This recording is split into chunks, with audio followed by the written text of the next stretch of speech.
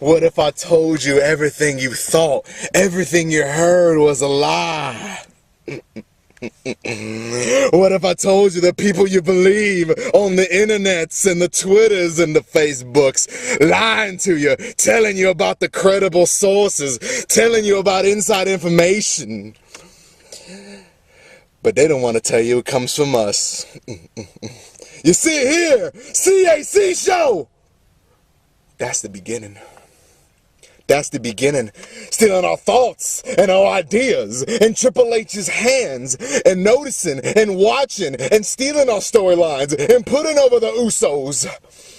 But Triple H, you're not so smart. We're on to you. We're on to the hands. We're on to the Usos. And tonight, we make it known in the podcast world, known in the wrestling world, that we're here to say, we're here to stay, and be the best. And there's nothing any one of y'all can do about it.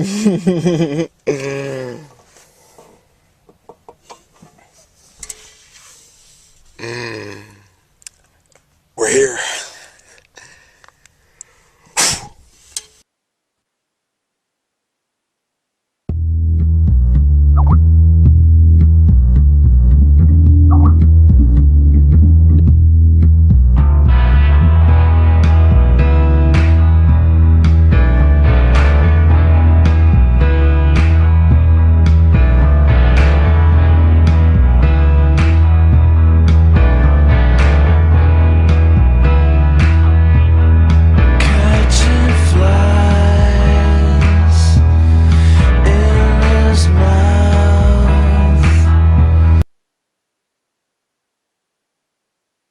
Now, where are you at?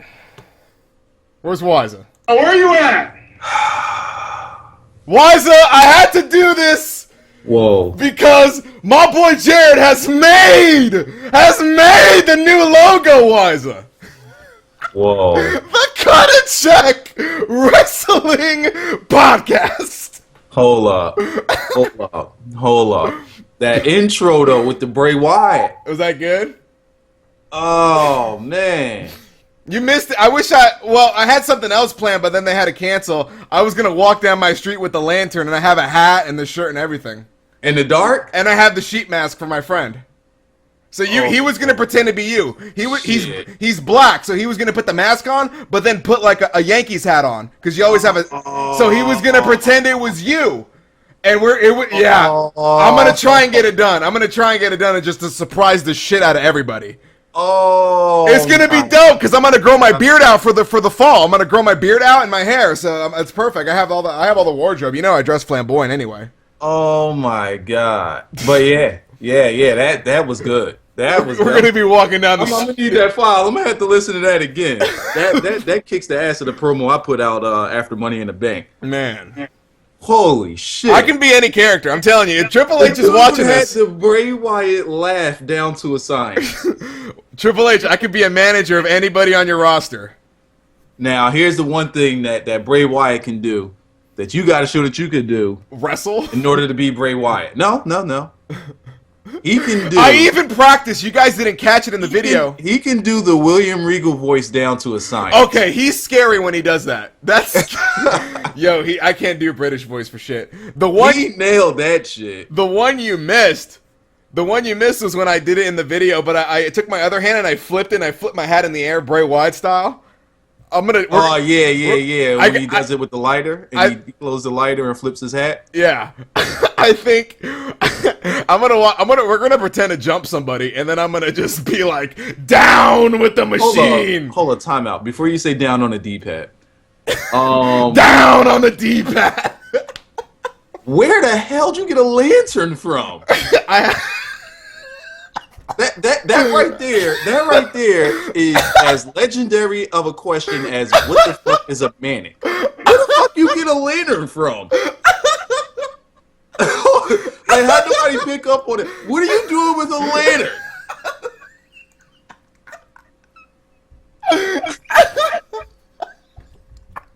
Wow.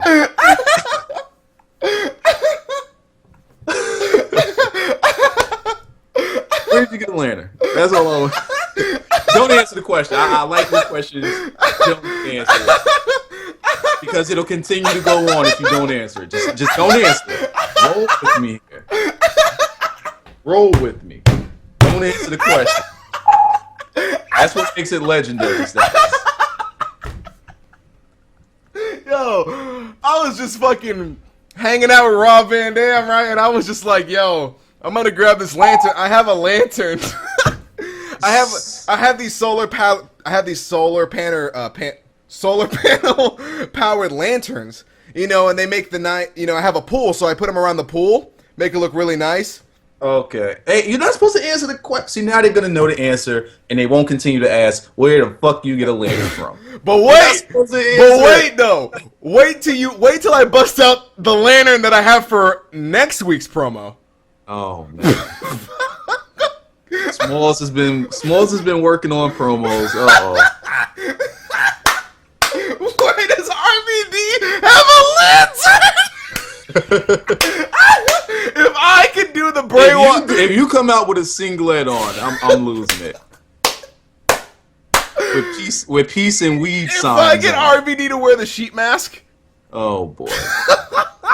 If I get RVD to wear the sheet mask, wow. with the sunglasses on, this makes no sense. He would do it too.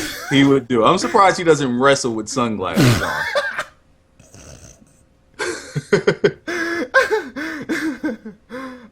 All right. Okay. Let's get this thing started. I'm gonna have to see that promo Where again. did you get the lantern? I'm gonna have to see that. You might as well go on ahead and upload the promo. Where did you get that shit? People gonna want to see that one. Where did you get the lantern? You know I have random shit. I lived with you for about 4 days, and you know I have just a bunch of random shit. That's just me. This is true. This is true. And it's also a fun fact that RVD wears his singlet under his normal clothes, like when he walks around. He wears it all the time. He wears it all the time. He forgets. Like if you're done after a show, like you just put your regular clothes back on. He fucking forgets, you know. Hey, do you think that they buried the Ryback in order for RVD to wear his singlet? I don't know what they're doing with Ryback, but we'll get to that in a second. It's not right. Well, okay, now it's Ryback. It's no longer the Ryback. The Ryback. But son, I mean, what just happened in the past 10 minutes is its own segment on YouTube. Like that's 2 million views. What just happened right there? Like that segment was out of control. And now you guys have put me up to a standard that now I have to cut a promo for every show. Yo, I gotta top that one. Me and Smalls don't talk this shit. I don't know what the hell's gonna happen. I've been a total dick this week. So I literally just woke up about 40 minutes ago. Just woke up. And it's funny that I did because I went to sleep. I fell asleep at like 1 o'clock. I was up all morning just working on shit. Right. And I'm like, damn, I know I gotta get some sleep. So I'm like, I hope I wake up in time for the show. Mm-hmm. And it's like I woke myself up just in time for it. So I have no idea what we're going to talk about. I know what we're talking about. We're talking about Impact Wrestling. Look at the screen.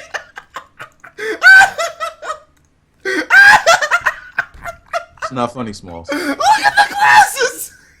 That's not funny, Smalls. They're ridiculous, Wiza. They're fucking ridiculous.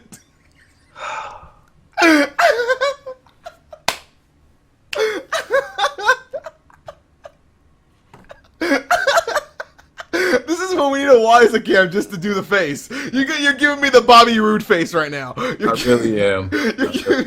Destination X Wiza now. Speaking of Austin Aries and Bobby Roode, they had a match that we all thought was going to end dirty, but it ended clean. Stop. What? We gonna do that shit in the beginning of the. We're gonna do that in the beginning of the podcast. That's what we do. We got to get Destination. We're gonna consider it a pay-per-view here because I respect TNA. No, I don't. But anyway, it's a pay-per-view like event, and something big happened, so we're gonna start it up. Okay, let me say this. Okay. On this show. Okay. Just for this show only. All right. I'm uploading the promo, guys. By the way. For this show only. On my channel. This will be the last. Wow. Whoa. Time. Whoa. Because I even said it on Twitter. On Twitter, I said you will never hear me mention TNA again. Okay. And only for this possible rant. Get that shit off the screen. Wiza, they need to know you're talking, Wiza. I mean, our voices are very similar. They know. Only for this last show of... I'm not doing it again. You will not hear TNA. But can we talk about the show first, and then you tell us why? Let's cover the show. Unless it involves Austin Aries and Bobby Roode as part of your reason why you're not watching TNA anymore? No. Okay. It never does. Okay. And Bobby Roode looks... You know what? We'll talk about that. Bobby Roode looks ready to join the WWE. Bobby Roode looks done with TNA. It looks like Bobby Roode showed up. Fuck this. I'm going to do my matches. I'm out of here. Okay, you're going to job out to everyone. Yeah, they're going to even job you out to Hernandez. Let's start this thing off. All right. Well, Austin Aries... We got a lot to talk about when it comes. We actually do. And that's the only reason I'm going to talk about TNA is because there's so much to talk about. And then never again. Never again. Never again. Even when Hogan steps in square circle, brother, it's never going to happen again. Well... What I want to say, we're going to start off with Austin Aries and Bobby Roode because that was the first meaningful match of the night. Aries won, if y'all didn't catch it. Talking about on Impact or on the pay-per-view? Oh, it was the pay-per-view or the Impact. What the fuck ever they want to call it. TNA is such a clusterfuck. Go ahead. I'm just uploading this thing. What I don't know what else was next. Was there like a good Divas match? There wasn't a good no. We're gonna talk Bobby Roode, Austin A double. Okay. Bobby Roode looks ready to be out of there. That's all I'm saying. He's jobbing at everybody. He came in looking like he was done. The match didn't even start yet, and he was already done. He don't want to be there. He does not want to. And usually you can expect Bobby Roode to put on like a hell of a show, especially with Austin Aries. Yeah. And this is their first match since they've been a tag team, right? Against each other, yes. Yeah. Okay. Normally, when these two go at it, they really go at it. Watch. And even it was a good match, but you could tell Bobby Roode just wasn't all the way into it. You can really tell. And I don't even think Austin Aries was really. He wasn't really. You know what? It was kind of a flat match. I'm gonna say it seemed kind of rushed. It looked like they just wanted to get it over with. They are done. They are done. I said it. I said it for weeks now, probably for a couple of months now. I was wrong. You read the spoilers for next week, right? Yeah. So we'll talk about that after. But I was 100% wrong with what I said for weeks and months now. When I said TNA will be dead and closed within 2 to 3 years. No, I'm not wrong. I'm saying I get that shit a few more months. That shit is over with. I'm gonna say by sweeps, which is November-ish, they're gonna be off Spike by the end of the year. I think they will not be on Spike TV by the end of the year. I really don't. And I think once that happens, do they go to Fox Sports 1? I highly doubt it. I just think and by that time, I think Joe, Aries, and Roode contracts, they're all done in December. And so is Sting's. No, they'll still be on Spike until then. I give them until February. February, because then, their ratings are already low. But when those guys leave, oh god, you can count on it being like a 5.0. So their match, it's gonna be, an 0.5. It's gonna be Chavo Guerrero versus Jeff Hardy.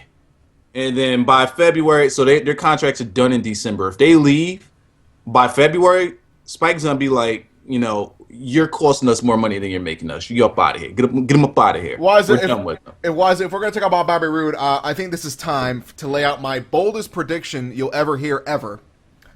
Is bolder than Hogan winning the World Heavyweight Championship? At WrestleMania 30, Triple H will face... Don't you dare say The Rock will face Bobby Roode at WrestleMania 30. It's going to come down to a McMahon Triple H power struggle, and it's going to be Vince's guy, which is going to end up being Bobby Roode. Roode will be Vince. Smalls. What? We had the power to put. Are you really rubbing your hands right now? Give me a Birdman. We had the power to put the Usos over. You need to stop all that. They're done. They're dead in my book. We have the power to make this happen. Okay. We need to tweet Triple H. We need to make that happen. At Triple H. He's been replying to people. He's been replying to people? Oh, yeah, dude. He's been replying to Oh, man. Oh, What's the tweet, Wiza? What's the tweet? I'm typing up something He's right typing now. it up right now. At Triple. Can somebody make a at Triple H hands Twitter, by the way? Oh yeah, can somebody not establish that right now, please? Somebody needs to dominate that market. I'll actually follow it. Y'all know I don't follow shit. I'll actually follow it. I'll retweet everything. He's part of team not follow back. I mean, come on. Yeah, so you got to make an at. Now watch how many people quickly make the at Triple H hands. But I'm dead serious. I'm retweeting everything. But you got to make sure that you got some comedy genius to you. All right, let me see. At Triple H. And I got to make sure that I end off this tweet with "is good for business." If only I could put that sound clip in this tweet, that'll work. You know what, Smalls? This is why when I move to Miami or New York and Wiza comes visits every Sunday, we're gonna have a person in a booth and doing all these sounds for us and uploading at the moment. Smalls, I think that we figured out what your Triple H's moment needs to be. That he needs to be this match. He puts over Bobby Roode? It puts over. I don't know. That if you do that, then that has to close out the Triple H moments, and I don't think people want to see the Triple H. No, that's gonna happen at like episode 8,000. Yeah, you can't. Triple H doesn't put anybody. It's gonna happen in December, right when Bobby Roode's contract ends. It's not good for business. I gotta check TweetDeck right now. I'm sure. All right, I haven't tweeted it yet. Hold up, you got me fucking laughing here. Hold on. Let me think. Let's see. Okay. Oh, they're saying I cut one of the best promos ever. Wow. Yeah, I was, bruh. Promo was epic. Hey, if I learn how to wrestle, I can make you money. Verse. I'm gonna go train with William Regal. I'll be back. Where's? Damn, I actually stopped following Bobby Roode. Verge just sent quote. When people tweet the CAC show quotes of the show, you get favorited and retweeted automatically. Just saying. If we say a great quote, I want to hear it. Verge you actually got that? Verge says they need. When I said they need to know you're talking, Wiza, our voices are very similar. No. Shit.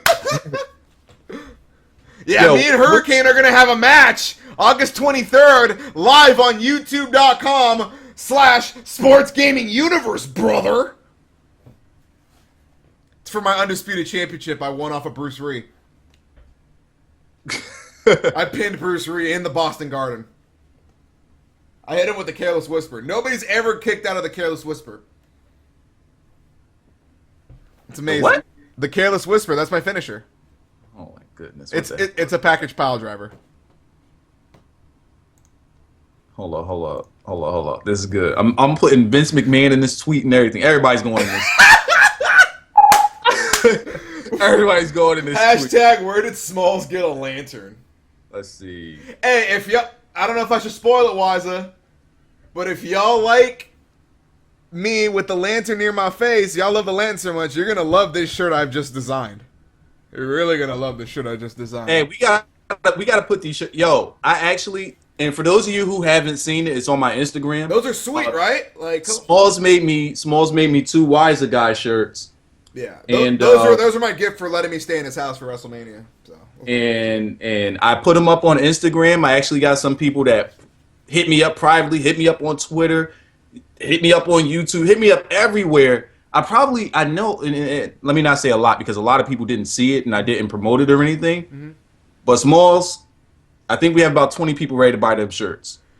Well, I think we need to design some shirts. Well, I got it done through another T-shirt person, but I'm gonna try and get designs and other designs as well because I got some connect. I emailed a couple graphic designers who said they can do that in a heartbeat. So once they're all sending me back all that stuff, I'm gonna start up a new spreadshirt, and then I'll start up the spreadshirt and I'll put up all the shirts there.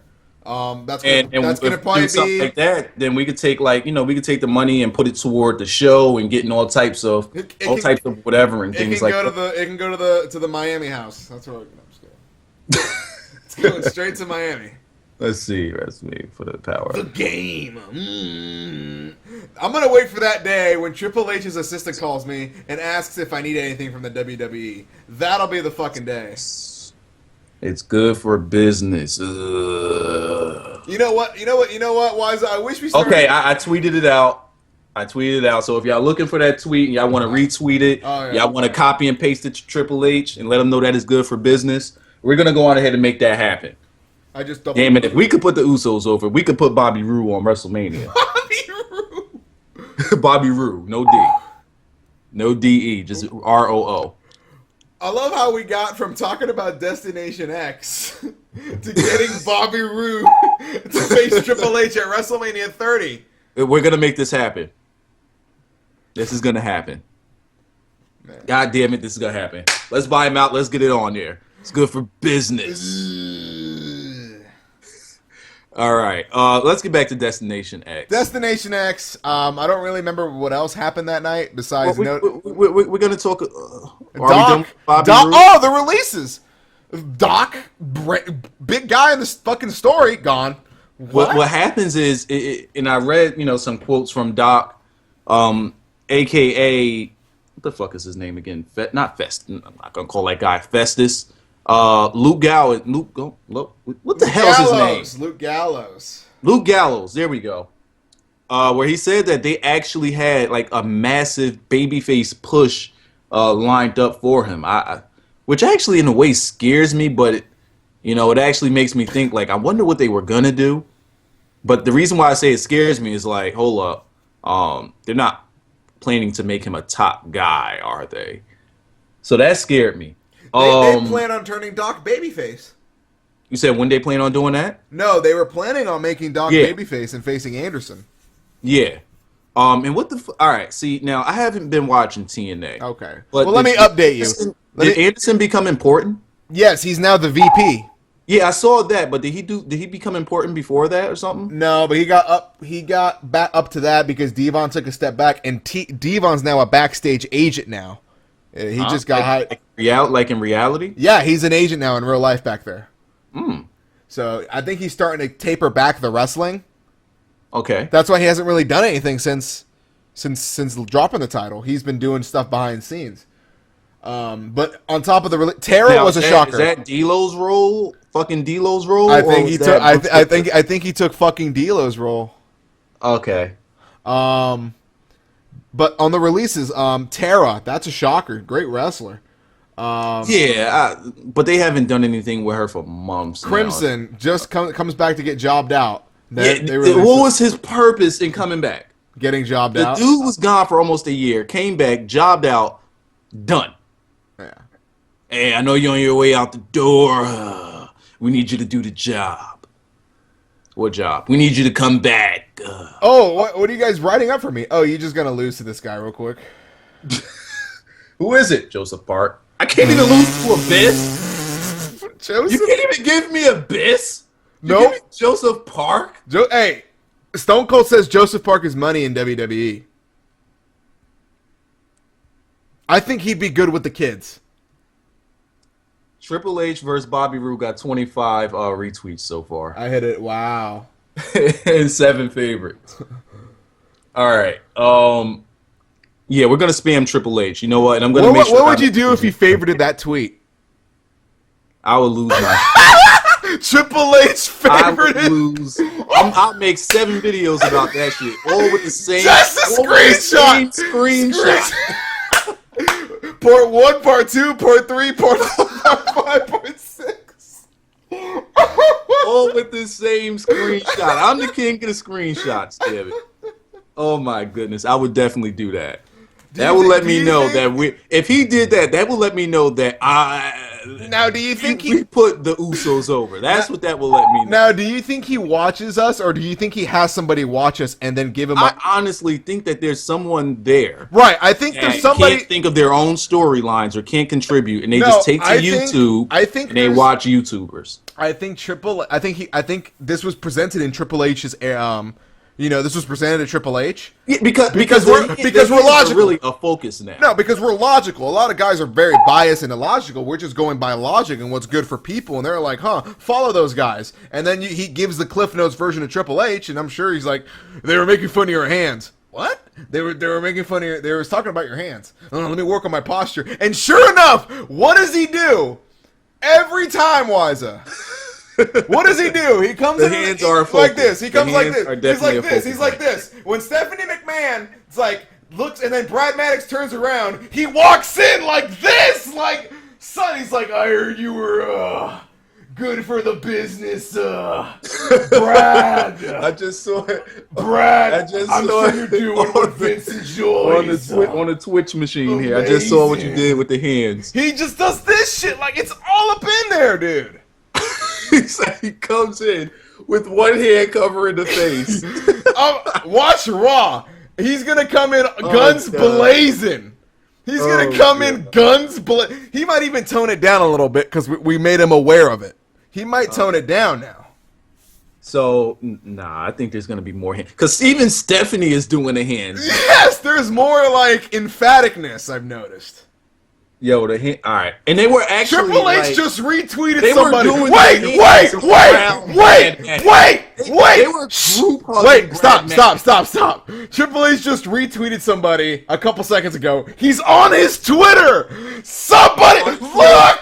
If Triple H is on Twitter, we're going to spam that He's got spam him right now. He's on his Twitter right now. He just retweeted somebody. He's on his phone looking at shit. Boom, boom, boom, boom, boom, boom, boom, boom.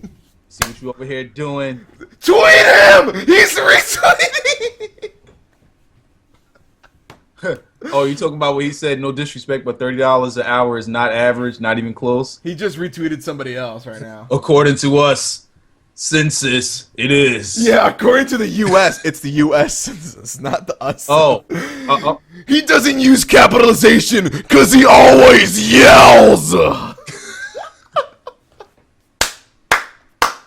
All right, the U.S. All right, so you got to capitalize that, Triple H. As somebody wrote, help me out here. As somebody wrote at Triple H, the CAC show is talking about you live right here, and they put the link. He's gonna come in and like, oh my god, he's like, let me call you guys. Let me get our guys on. You gotta tweet him because he's looking.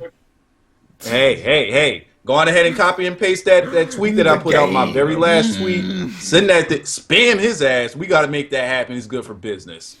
Oh my god. This thing is getting like crazy right now. It's completely out of control crazy. It's up to 40 retweets. Oh my. We gotta make sure that we copy it and tweet it at Triple H so that he sees it. I don't think he'll see the retweets. But let's get back to Destination. What happens if we're not gonna do that? Because we just might get the attention of someone. What happens if time out. What happens if like But Wiser, what happens if at WWE came into the stream right now? Like it said WWE and it had like a marker next to it as official. What happens if the WWE? I would make them a mod. Don't do that. They're gonna come in and edit all your shit on Twitch. Oh, they can't do that, right? They can only they can only monitor the. I take down everything and put it up on YouTube, with the exception of the one show that I couldn't upload. Right. That's the only thing. That's the advantage of coming live, guys. That's the advantage of coming live is you get the ridiculousness. Yeah, and you get to chat with everybody in the chat. We up to 162 people. Shout out to all of them. Yeah. Hey, we're starting to average like some pretty good numbers. And once again, I listen to wrestling shows and I look at their podcast numbers, and we have them. You know, even though 162 isn't a huge number for a live show, we actually have big wrestling podcasts beat. In terms of live audience, yeah. In terms of live audience, yes.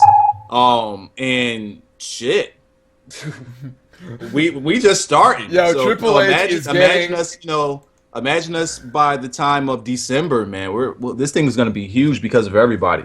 Dude, I wish like we would have had this before WrestleMania, and we could have given Mark Henry a 4XL I'm a Wise and Out guy shirt. And if he would have wore that and yelled "move" at somebody, I would have just completely lost my shit. with the Wiser guy shirt? Yeah, move, man. Oh man. Here's Mark Henry. He's backstage. Move. Screenshots galore. I would screenshot like that's like your new Twitter background, your new fucking everything. You would get that picture blown up and print it onto a fucking poster and put it in your house. Like, it would happen. Yeah. It would happen. It would be legit. All right. But what are we gonna? All right, so we've jumped all over the place so far. Back to Destination we X. followed no guidelines here. Can we go back to Destination X? All right, let's try to get this thing over with. Can we talk about how? Let's just skip to the main event. What are your thoughts on Chris Sabin beating Bully Ray with a hammer? I mean, think about this. Think about it this way. Triple H. Think about it this way. Chris Sabin is now going to be a longer world heavyweight champion than James Storm. They couldn't find anything to do with James Storm. This is a picture he tweeted 18 hours ago. He's making sure his hands are in everything. He's trying to show and cover his hands at the same time.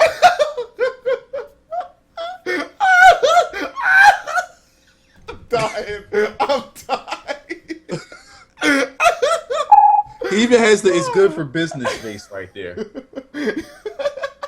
As long as I can get Triple H to say, "What the hell is a Pfizer guy?" Yeah. Then I'm good. Then I'm good to go. Oh fuck, man, that was. The retweets are out of control right now, by the way. All right. I hope so. I personally think that Chris Sabin being champion is not good for business. It's not going to raise the ratings. It's not going to sell merch. I mean, look at his merch. Look at what he wears. Who's gonna wear that? Be nice. And I understand you want to do Hail Sabin. I understand you want to do the feel good story and whatnot. With Chris Sabin being a small guy, and what they're pretty much trying to do is do the Daniel Bryan before the Daniel Bryan. Yes. Think about it. That's what they were trying to do that. They were trying to do that. The difference between Hail Sabin and Daniel Bryan, Daniel Bryan is the most over wrestler in the world. Period. Duh. Is he more over than CM Punk? Duh. Ric Flair? Duh. Okay. At this moment, Daniel Bryan is the most over wrestler in the world. Chris Sabin, you can't capitalize on being a Daniel Bryan with Chris Sabin. It's just not going to work. It's not good for business. I don't think that they understand what their world champion is supposed to do. Why is that? He's supposed to... Go ahead. I want you to look at the screen. All right. I'm too busy looking at all these retweets on Twitter. I want you to look at the screen. All right. Do you see where it says 11 favorites? Yeah, and there's actually... I got to see who that Triple H is. All right. If it's the Triple H's hands, then I got to get that guy a screenshot.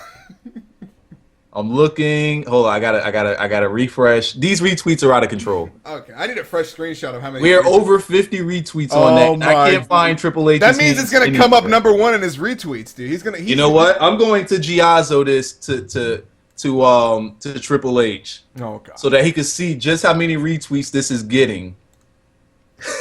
So he knows that it's good for business.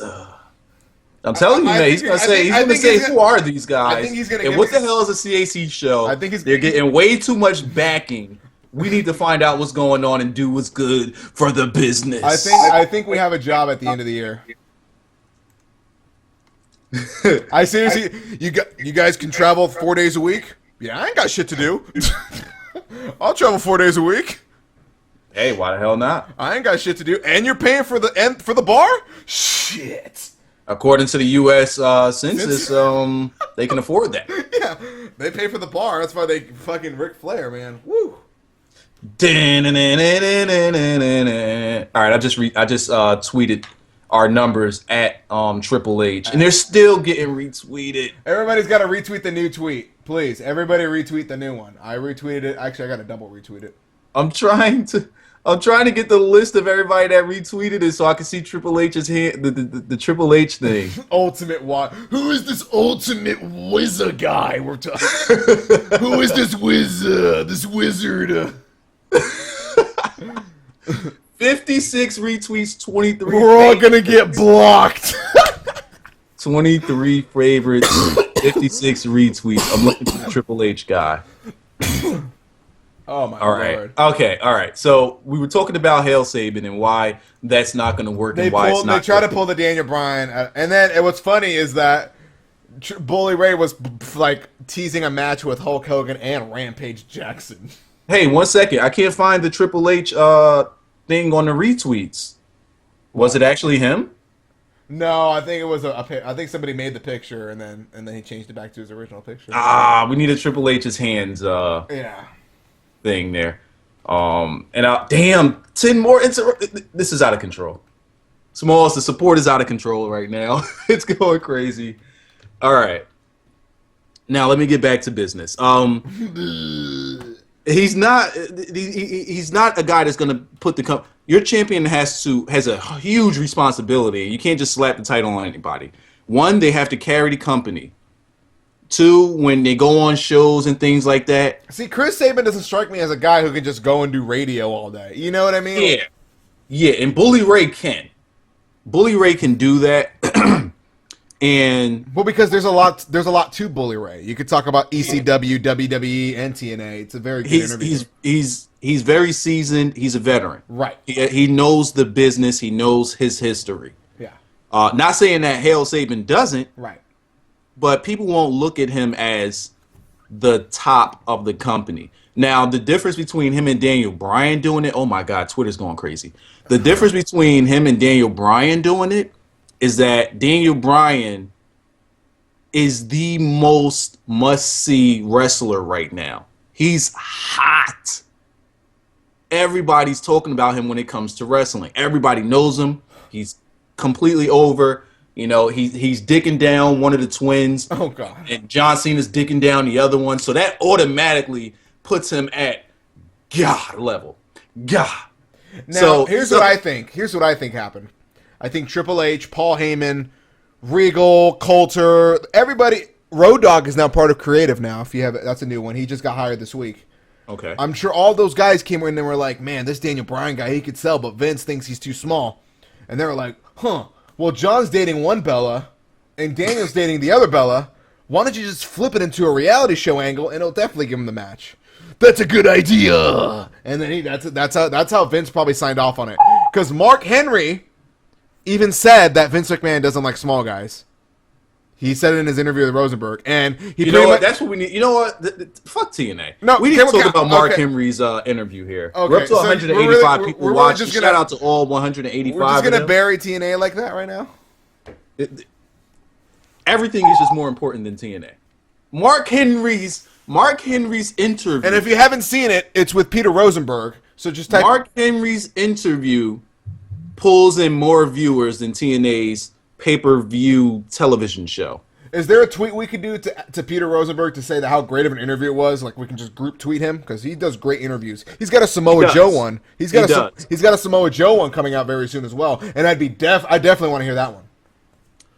I do, but I wonder if Samoa Joe actually.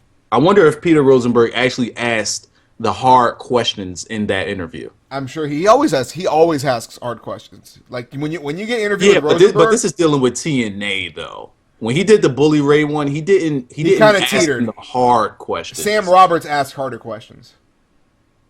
Is that the British sounding guy? No, that's the guy with the crazy hair. I didn't see. I just listened to the. He's very nasally. All right, so he's not like a European. No, I'll send you some stuff after him.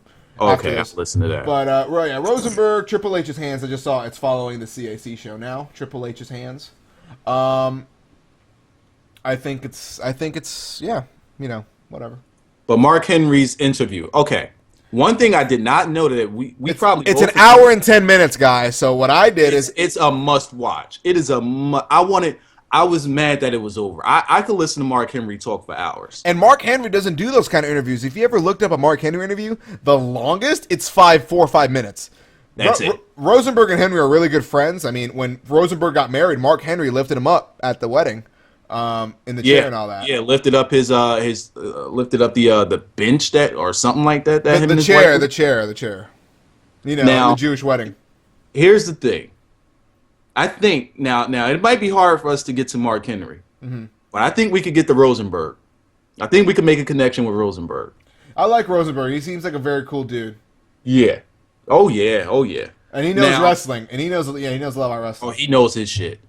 Now, here's the thing. The thing that I did not know, I'm not sure if you knew it before this interview.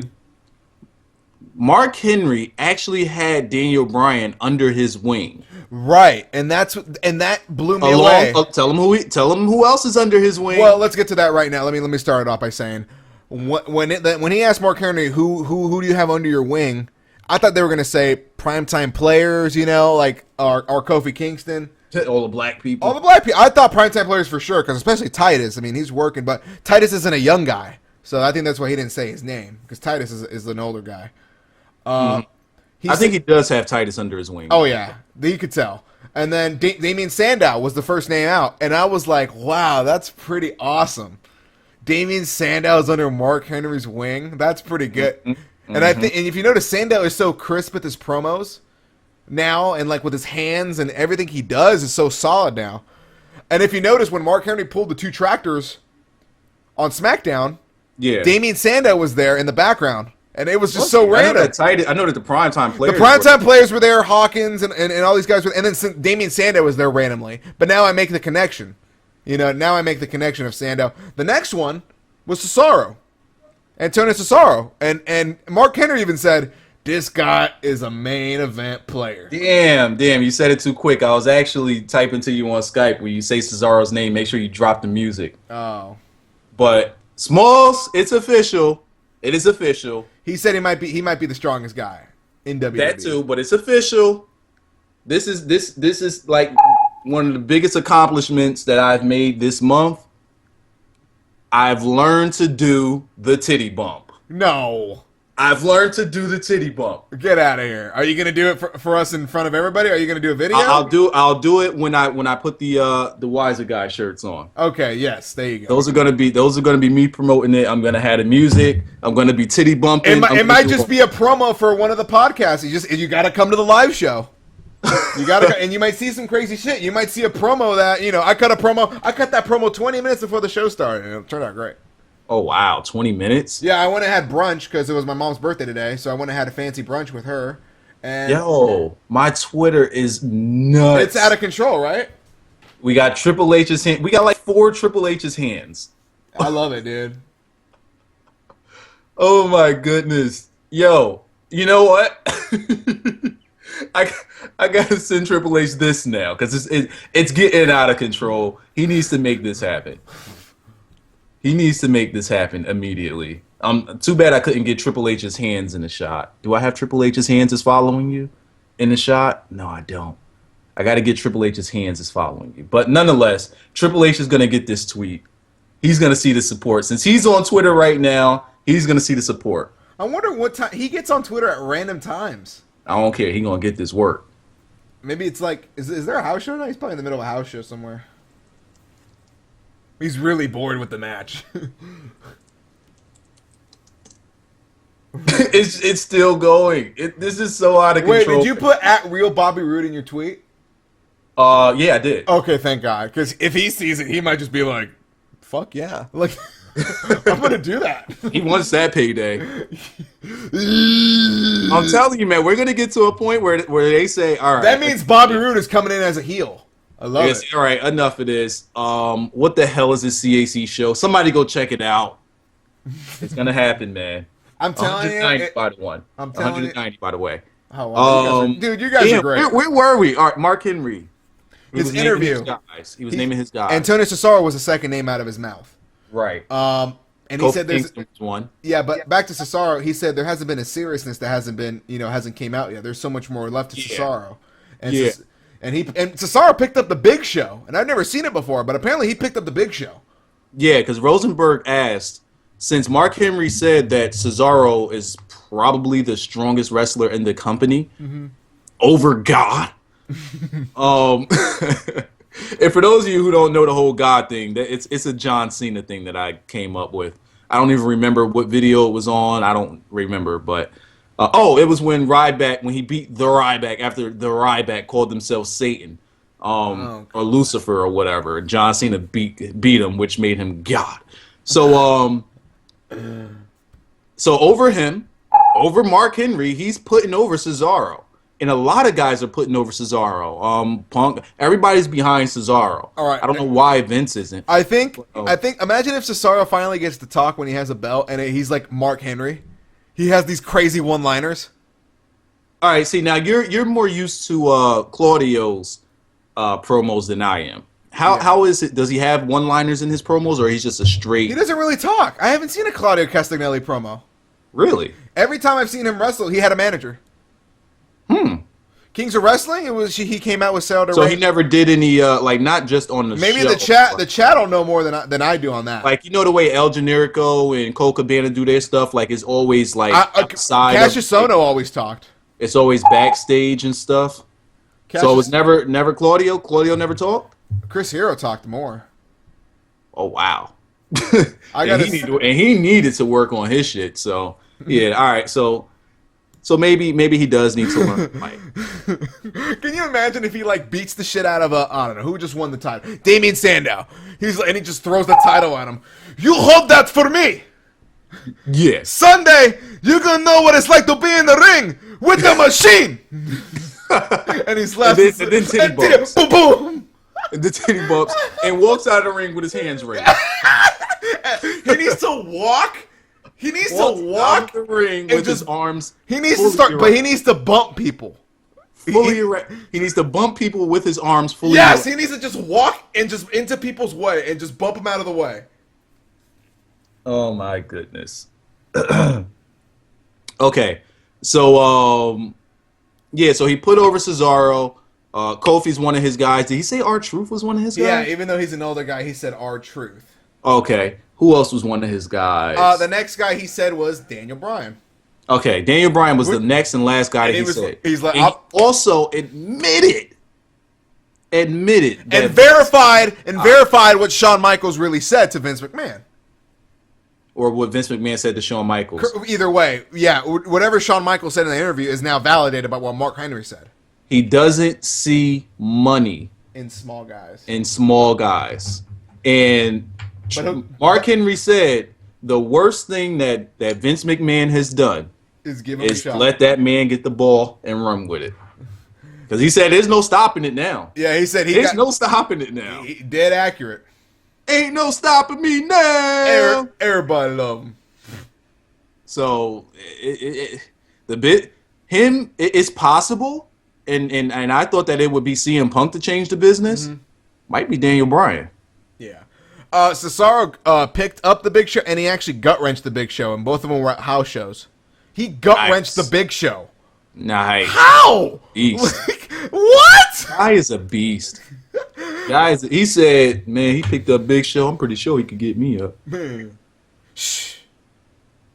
And Cesaro is stronger than the Ryback. Oh, yeah. Yeah, I think so. Oh, yeah. But Daniel Bryan, he's like, I picked him in day one. I said, he's going to make it. Cesaro's one of those guys you could tell just does a lot of cardiovascular stuff. No, whereas Ryback is probably more of a weight room head. Have you seen the Cesaro workout video on WWE Fan Nation? I didn't, but I need to. He has he trains to be strong, but conditioning strong. Like Ryback has muscles, but that slows you down. Yeah, he's a weight room guy, and being in the weight room doesn't necessarily give you flexibility. And Cesaro is raw strength, bro. That dude grew up in Switzerland, bro. That's moving shit around 24. You know, he had to work hard 12 hours a day. He has a healthy diet, too. You could tell he has a healthy diet. He eats very good as well, yes. Man, him and freaking everybody else is starting to make me think about eating healthy. If their bodies get like that over eating healthy, I think I need to eat healthy. Bro, I've lost 25 pounds this month because I've eaten on a paleo diet. Uh-oh. Trying to feel better about myself. Why is it 25 pounds in a month? Wow. Yeah, man, that's a great day. That's crazy. I know, I feel great. So you about to drop more, and then you're going to start getting all types of gains. Now I can watch the Hodge Twins channel after now. Now you can watch the Hodge Twins workout channel. I think Cesaro could gut wrench the Usos. Together, both yes! He's gonna do it! He's gonna do it at SummerSlam. Both of them. Smalls, you're gonna have me make that happen. I'm gonna make that. We got Cesaro to uppercut the ladder. How did did we it! not talk about that? I thought it was so funny. I was like, did he just uppercut the ladder? And you're like a half a second How did we behind. not talk about we got did Cesaro it. to uppercut the ladder? Wham! He got in there, dude. Before Money in the Bank, well before Money in the Bank started, we tweeted at Antonio Cesaro, and we had the retweets going. Antonio Cesaro, or at Antonio Cesaro, must uppercut the ladder. Antonio Cesaro uppercutted the ladder. Somebody's listening, man. Hey, we're making an impact here. My Twitter is still going crazy, by the way. Man, we got to get the CAC show Twitter going. If you're not following the CAC show, you got to follow at CAC show. We definitely do. This is, oh my God. People are, Liza, I think we're a movement here. I think we're starting a trend here. Oh my God. You got to see. Oh my God. These retweets and favorites and everything. It's gonna give it a minute. It's gonna get to Triple H eventually. My God. Listen to this. All right. I'm not even going to count the new followers that are coming. But all right, you got 21 favorites, 53 retweets. Scroll up. Oh, I got to refresh because it has to count the retweets together. Okay. Damn, it actually has to go down some. All right. So you got 21 of those. You got 21 favorites, 53 retweets. Then there's another retweet here that wasn't counted for some reason. I'm not even counting the retweets that people like custom retweeted. Right. Then you got another 14 favorites here, another 37 retweets here, another 67 retweets here, another 9 retweets here, another 31 favorites, and another 4 favorites, and 5 more interactions just came in, and they're all favorites and retweets. We're gonna have a job. Triple H is gonna make this happen. We're both gonna have a job by the end of the year. I hope you know that. Triple H is good. Who made that picture that fast? George. I like how he just completely stopped your whole train of thought. Like, you fucking hit that e-brake. And the Bray Wyatt, though. What is Brad Maddox doing with his hand? How do people do this? Okay. I want Austin Aries versus CM Punk at WrestleMania 30. Make that into a picture, motherfuckers. Oh shit, that one might be hard because we might have Austin. So I don't think he's gonna do it, man. So you're gonna have to hold off on. I don't think he's gonna do it. If he doesn't do it, it's going to be the WWE's fault because he says he's ready for it. Bray Wyatt. CM Punk is the only person that he will come back for. You know Bray Wyatt's going to have said it out of his mouth. The only match he'll have is CM Punk. You know Bray Wyatt's going to have a great match at WrestleMania because he's built from New Orleans and it is in New Orleans. So you know he's going to have a very meaningful match. Yeah, you know what? Fuck structure. I think that we're doing a hell of a job just jumping all over the place here. I mean, you tell me like every like 3 hours before the show, hey, do you got what listed out for the show? And then I make this list, and then we never pay attention to the fucking list. Like it's just so I didn't even do one this week. I'm just like, there's no what structure. We're at 200 viewers. I'll give you structure when Triple H and Billy Gunn are coming up to me and saying structure this story out. I'll give you structure, but, possibly. Yeah, but there needs to be mayhem. Okay, all right. Oh my God. Brad Maddox. So we're gonna get back to Mark Henry and man, Bobby Roode. Can you imagine if you're in like developmental and Mark Henry's like work and he's like and big ass Mark Henry and little Bryan Danielson? Like how hilarious is that? And the thing is, a young Daniel Bryan put on a decent match together. They actually could work pretty well together. Killed it. And Mark Henry, of course, it would be Mark Henry putting over Daniel Bryan anytime he'd love to do that. But yeah, man, this may be Vince's. I'm gonna tell you what right now, biggest and best mistake ever. Daniel Bryan's the next John Cena, by the way. I don't know. Yeah, he's gonna be the next number one. He's gonna take over Cena's spot. It's tough. Nope, I don't think CM Punk had this kind of steam. I don't think CM Punk will because CM Punk doesn't plan on doing this for too much longer. But Daniel Bryan does. Daniel Bryan's steam though that he's been coming into SummerSlam. I didn't see that for CM Punk. The thing that put Cena over as much, he beat JBL. That's one. But the thing that put him over the most is the spinner belt. Right. When that spinner belt started to sell as much as it sold, Yeah. they saw money in Cena. Right. And they just kept pushing that money and pushing that money. That's why that belt lasted so long. Because everybody, like all the kids, this is when the spinning rims was hot. Right. Yep. So everybody wanted that spinner belt, and it sold like crazy. And they said there's money in this guy, and they just forgot to like push the off button. They just decided not to push the off button. A Daniel Bryan Dragon belt. Hey, we need. I'm telling you, I want to see what he puts on his name on his plates. You know what I mean? I can't wait to see the Daniel Bryan plates. It's gonna be yeses. It's gonna be yeses. I think one of them is gonna be a dragon on one side. You know what? We need to tweet at Daniel Bryan when you get that belt. We need to see the dragon. Make the tweet right now, Wiza. Make the tweet. Make the tweet. Make the tweet. All right, let's make this happen. Let's see. When at Daniel Bryan. Tasting freedom. To see.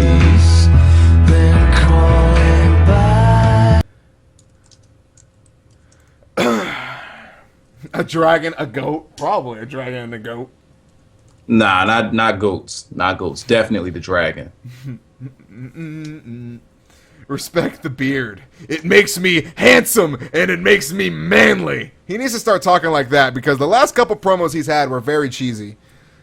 Yeah, we got to get away from the cheesy Bryan. Yeah. Okay, I just tweeted at Daniel Bryan. Oh my God, Twitter's out of control.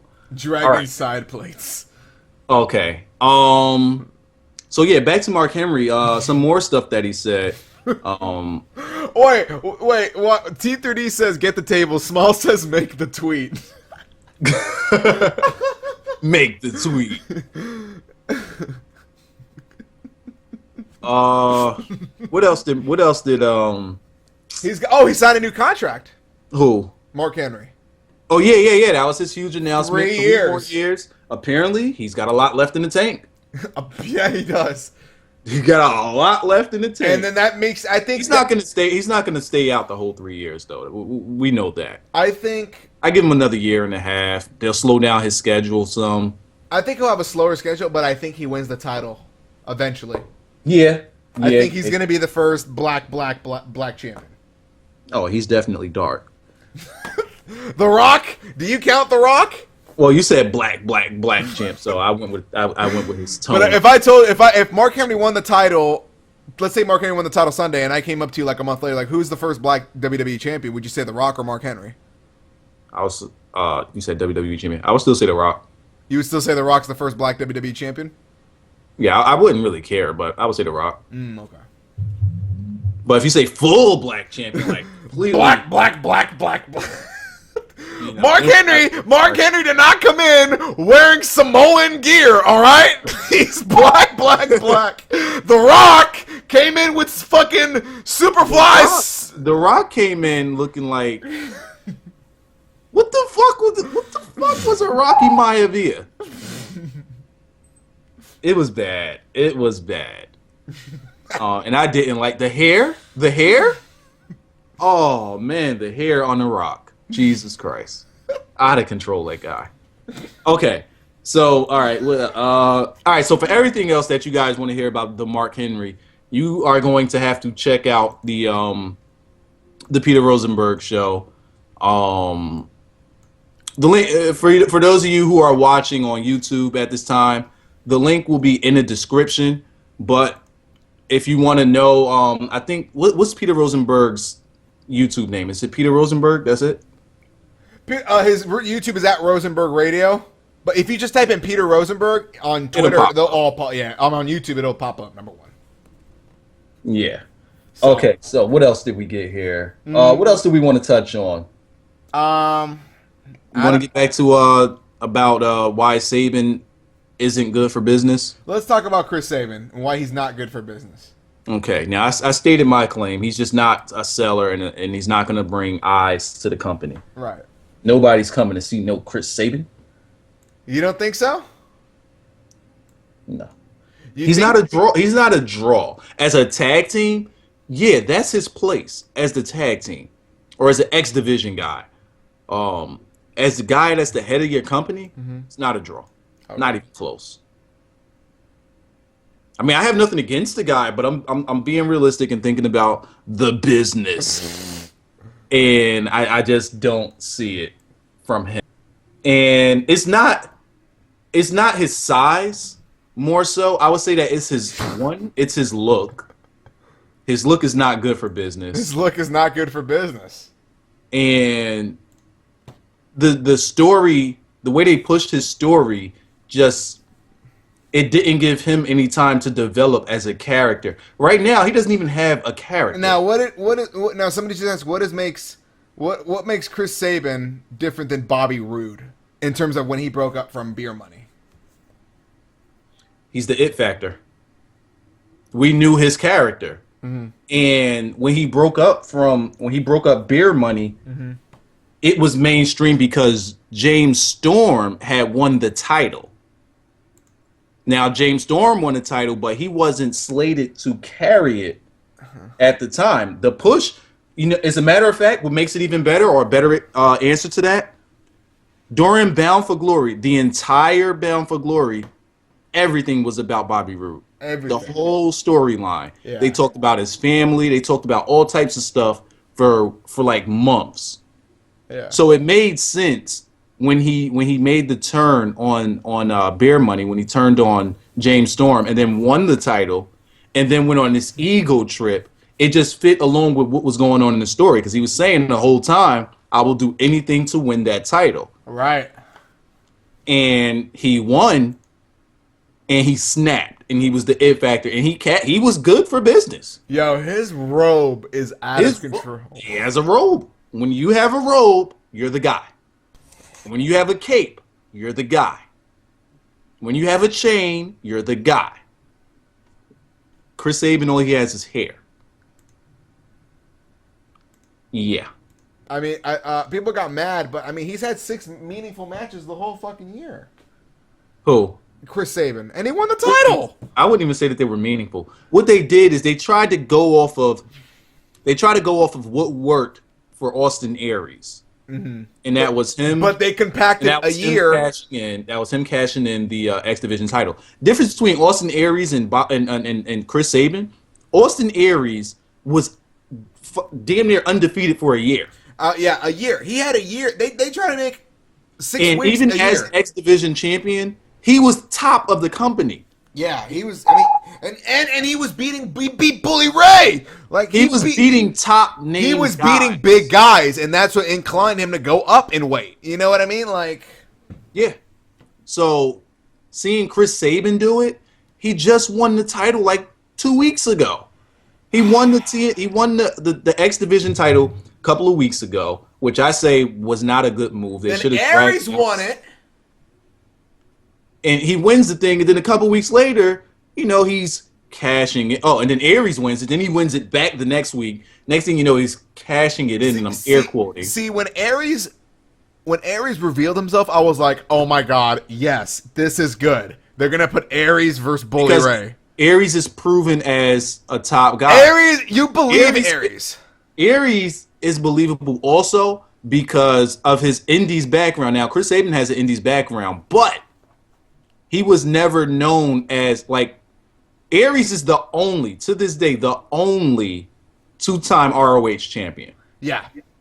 No one has ever done that. Yeah. Unless Kevin Steen wins it. But yeah, I don't think he's gonna win it. I don't know. That's going to Michael Elgin, and is well deserved. He I hope so. I really do. I wish they would have given it to him before Briscoe. But that's just me. But you guys get what we're saying about why I think Chris Sabin shouldn't have won a championship this way. You get it. He hasn't done anything. Compared to what Bully Ray has done, compared to what Austin Aries has done, compared to what Bobby Roode has done. Right. Those guys all changed their entire character to become champion. Bully Ray, for like the past year and a half, 2 years, was like the most monster heel in the business. He was the #1 heel in wrestling Period. Period. Nobody. It's because he went old school with it. A lot of these new guys try to be an innovative heel, and it works for some, like Dean Ambrose, great innovative heel. Bray Wyatt, great innovative heel. But an old school heel like Bully Ray and what Mark Bully Henry Ray knows how to get heat. and Mark Henry became back, what he went to, like that is the top heels, and that's why Henry and Bully Ray are the top heels. Austin Aries, his character was just beating everybody and their mother, Right. and talking shit to them, and just we know Austin Aries. Bobby Roode redefined his character when he turned heel and became the It Factor. Right. Chris Sabin has done nothing. Nothing. Zero. And now he's the guy. He doesn't even look like he can beat the guys. Man. He doesn't look like he can beat the guys. So then it becomes, how long can he realistically hold the title? You know, so I just don't see the need. Do you think he beats Homie in a steel cage? Smalls, I'm not watching it. You're not okay. I'm not doing that. Okay. What happens if I told you? By the way, that's a spoiler. It's going to be Chris Sabin versus Bully Ray in a cage match at Hardcore Justice. August 15th, which is the Thursday before SummerSlam. They're doing it on regular TV? Of course. Oh my goodness. Well, that's their thing now. What? Only 4 pay-per-views. But why? Actually, the Destination X actually did have a pay-per-view feel to it. I'll give them that. Yeah, it pulled in 1.4 million people. 1.4 million people watched that. Which was a what? Did they get a one? That was about 400,000. That was about 400,000 more people than the previous week. Did they finally crack the 1 barrier? No, they were 0.99. They're trying, but you know it worked. But I think that putting that title on Chris Sabin isn't going to help when they do it again. I think people gave it a shot because of Chris Sabin is wrestling and it's kind of like a throwback. But he won by hitting him with a hammer. What is TNA's deal with making the hammer the most over weapon in the business? Let me remind you that when Bully Ray beat Jeff Hardy, what did he hit him with? The hammer. When they took out Austin Aries, his arm and everybody, what weapon they use? A hammer. Everybody they took out, what did they hit Sting in the back of the head with? A hammer. What did they hit Hulk Hogan with at the wedding? A hammer. And what did Chris Sabin use to beat? A hammer. The hammer. Why? Why is the hammer more over than the Usos? Wow. The hammer. Like, Death to the Usos, by the way. For anybody that didn't get the memo, it's death to the Usos. We're going to bury those guys. we're not. No, I convinced Wiza this week in the short time we talked. No more of that. Cesaro is now the main push. We're going to be pushing Cesaro, and we're going to be pushing Triple H versus Bobby Roode. Yeah. Okay, Daniel Bryan's tweets got, let's see. And we're gonna push the Triple H versus Bobby Roode thing is about to get to 100 retweets. And we're gonna do the impossible, and we're gonna make the impossible happen at SummerSlam, where Daniel Bryan is up to over 40 retweets. At SummerSlam, Daniel Bryan will beat John Cena and Randy Orton in the same night. Say it again? At SummerSlam, Daniel Bryan will beat. So you think Randy Orton cashes in and loses? I think we need to make that happen. But that might stop Randy Orton's heel turn. But do you think he'll cash him in on SummerSlam, or will they wait? They say that if he cashes in on SummerSlam, oh my goodness! I just saw the CM Punk Austin Aries picture that someone made. Oh yeah, it's great. Where they're yelling in each other's face there. Yeah. With Daniel Bryan as the referee. That would be great. Would be you need to retweet that, man. That would be. I'm about to retweet it right now. That would be great. Okay. All questions that you guys want answered on the podcast, you need to direct them at CAC Show. Yeah, that's what it is, right? At CAC Show. That is our show, Twitter, yeah. On Twitter, yes, and we'll answer those. Let's see. Is the call-in number working this week or not yet? Give it a fucking shot. 818-850-0761. Now, where do the calls go to? Wait, that's not the number. It's a 310. Hold on, I'll give it to you right now. Let me get Okay. I have it written down. I'll give you the Skype number right now. Okay, but where would it go to? Like, It's gonna come in this call. It'll come to you. Yeah. Okay. All right. Let's see. What else do we have going on here with TNA? Let's just throw out some of the spoilers here. What the fuck is a Manic wins the X Division title? Oh, Manic won the title. I'm 100% not on board with that. Why? I think it's to be Sanjay Dutt. The reason why I say it is because I can understand. Suicide was X Division champion before, right? Twice, right? Yeah. Okay. And he technically won it again. He was revealed as T.J. Perkins. Uh-huh. I don't like that they put him back in the mask. Uh-huh. Like, why are you putting him back in the mask? Like, it's a clusterfuck. Just let him of a be character. TJP, dude. Like, come on. I like TJP, but Sanjay Dutt has done more in that company than T.J. Perkins. Agree? Yeah. Agree? Yeah. Sanjay Dutt is probably the best X Division guy to have never won a title. Yeah. Why not get that guy? The guy, I think it's because he's in the ROH World Title Tournament. Probably. So maybe that's why they didn't slap the title on him. And you know how ROH is like. ROH is. They're making such bad business moves lately. Cornette's not there anymore. Such bad business moves lately. They're not locking guys up. They're just letting guys do whatever they want. I'm telling you, man. I can't believe the Briscoes came back. They came back? They have a match. They're in the tournament. Oh shit. Them boys. Guess they won't be going to WWE. I would love to see the Briscoes go to WWE and join the Wyatt family. They are a perfect fit for the Wyatt family. Probably. They are a perfect fit. I would say, like, all right, if you just take away size, because Harper and damn, I can never remember the other guy's name. What's the other guy's name with the red hair? Eric Rowan.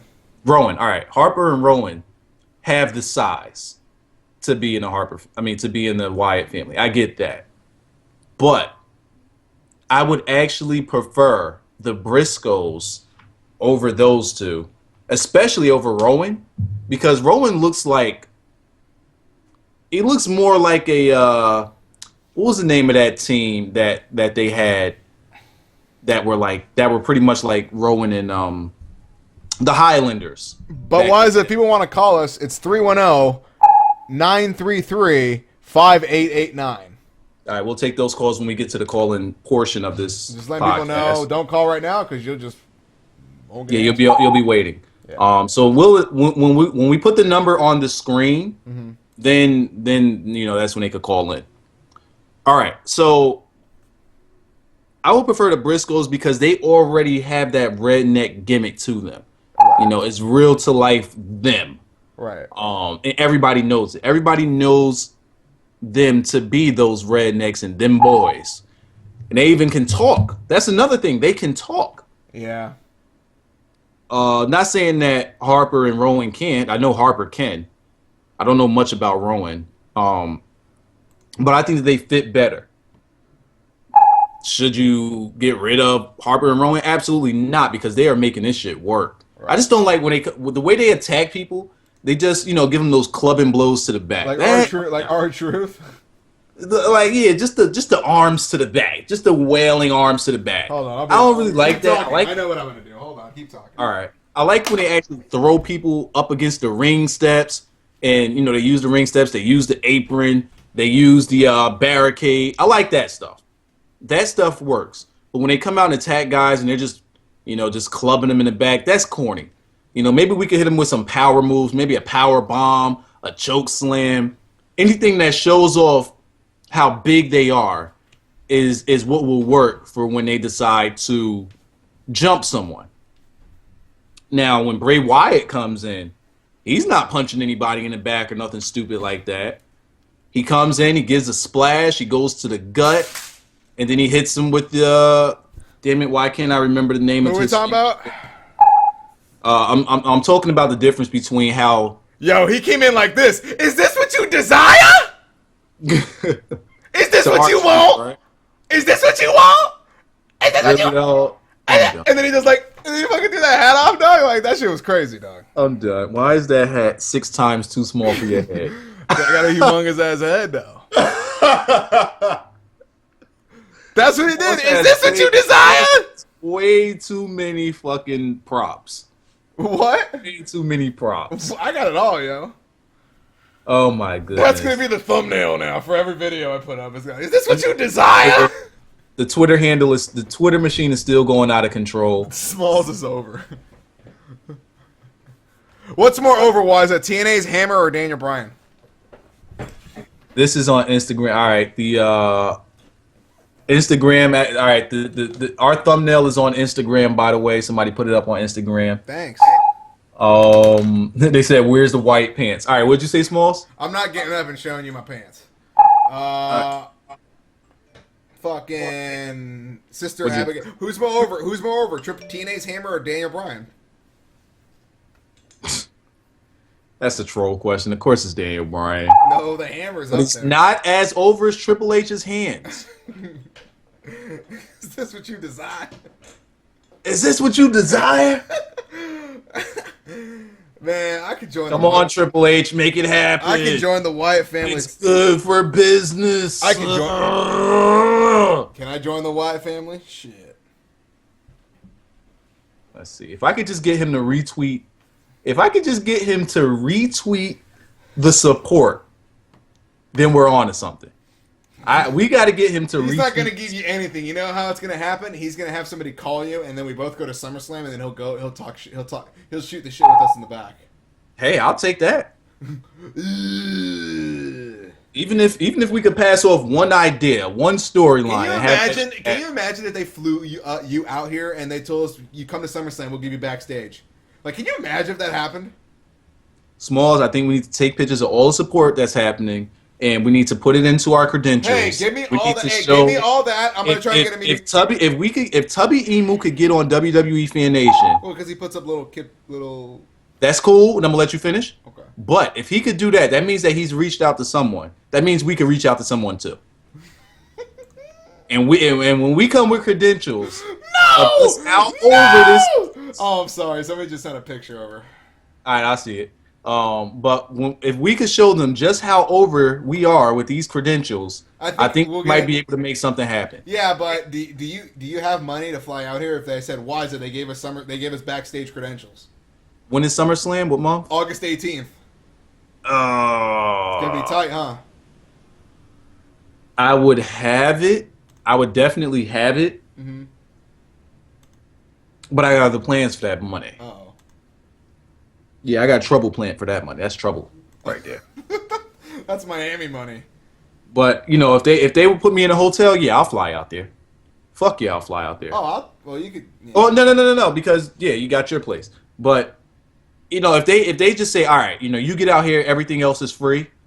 Sure, I'm on the next flight smoking. Okay. And you get to talk down and shoot the shit with Triple H. Can you imagine how epic? I just need a picture of him with his hands in his pocket. I want a picture of him. This is okay. You all can tweet this. Y'all can tweet this. I want a picture of him, of me getting buried by Triple H. Of you getting? I want to be like the shovel. I want to be with the shovel. No, I want to be like on the floor. The sledgehammer laying next to you. Yeah, Sledgehammer is laying next to me. I'm on the floor and he's like above me, but then he does like his. No shovel. No, he won't hold a shovel. He's burying you. No, he's got to be like. I'm about to tweet deck Triple H just to see how many mentions we've actually given this guy. Oh no! I want to see if we blew up his Twitter. I had to. I gotta see. We probably made him get off of Twitter. It is a possibility. Let's see. Where is it? Where's the search? All right, here it is. Let's type in Triple H. They changed up TweetDeck. What the heck? I don't even know what I'm doing right now. How do I search something? Smalls, I don't know how to search shit. Yeah, they changed up TweetDeck. How do you add a column? I want to see what they did with Triple H. Just go to add column, man. I see a plus button. If you see a plus button, that's add column. Got it. All right. Rob Van Dam's the new general manager of Raw, man. At Triple H. There it is. Let's see how many mentions we've gotten. The Triple H. The Triple H. Is this what you? I could pass this Bray Wyatt. I gotta grow my hair out. I have short hair. I've never had long hair in my life. I need to grow it out. When I move to Florida, I'll grow my hair out. I'm looking. New York, I might grow it out too because it gets cold as balls over there. I'm looking. Okay, someone's jumping on our Triple H turf. Actually, no, these aren't the mentions. Well, these are mentions, but it's not showing me everything tweeted at him. I want to see everything tweeted. Oh, go to twitter.com/triple. Oh no, yeah, you can't. That's just what he responds to. I don't think you can see that. I don't think you can see what people get tweeted at. Just do at Triple H and then hit all. See, this isn't good for the business tweet deck. They changed up the interface of it. Okay. Nonetheless, we'll get back to that. I'll just keep looking myself. But wow, people were tweeting him the pictures. Oh boy. People talking about wrestling school and shit. Fuck that. We need to make Bobby Roode and Triple H happen. All right. We will get invited to NXT eventually. We'll be in Orlando. I'll even take NXT. I'll take NXT. All right. What? Oh, they move us to Orlando and pay for our housing? Yeah. Okay, I'll go. Okay, so here's the thing. We haven't talked about that Brooklyn crowd. Wait, if there's heat on Cassius Ohno, go into more detail in the chat. Yeah, because I haven't heard about that. So continue, Wiza. The only thing that we know about Cassius Ohno is that he's legit injured, and he's been like, how'd they do his tapings for the next 5 weeks? They just had him off. I didn't think he had a match. And they did it like five. They did 5 shows at a time. Yeah, they do him in 1 month. He's not going to be on any of those shows. So that's 2 months. That's gonna be 2 months without Cassius Ohno. Now, any heat or anything, I didn't hear anything about it. Brooklyn crowd. Oh, he doesn't want to commit to getting in the weight room. He doesn't want to get big. Cassius hasn't cut weight, and so Triple H has paused everything on it because he thinks he isn't dedicated because he hasn't lost weight. He's actually a lot slender than he used to be. He's smaller than he used to be, but I guess they want him to lose a little more. Like, if they ever look at how he used to be when he started. Mm-hmm. Well, they had to look at him eventually. Now, it's like fucking a different person. I feel like he was gonna get called up, and then it got paused. I could believe that because he doesn't have the body. He has that Daniel Bryan body. Triple H would hate Steen. Holy shit. You might be right. Yeah, he would hate Kevin Steen. Kevin, we need you to get in shape. No. Okay. That's exactly how he would answer it. No. I'm not going to do that.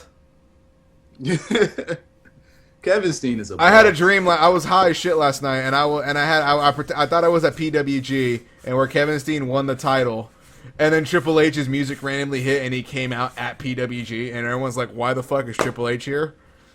And he's like, "Kevin, I want you in the WWE," and then he signs the WWE contract on the PWG title. Talk about heat. Yeah. And he's Triple H's guy. But do you think, now here's a question to you. Do you think that right now PWG is as over as ROH in 2004 to 5? ROH was the indies company. ROH is fallen. PWG is growing so big they don't know what to do with it. I'm talking about the way ROH had its name back in those days, because they had all the heavy hitters, all of them. Right. Everybody who's somebody today was in ROH at that time. I'm done. And it's just like that company and that crowd every week was the shit. What you saw? Okay, so Cassius Ohno has been removed from the last 2 NXT tapings, and his current push was stopped by WWE executive Triple H.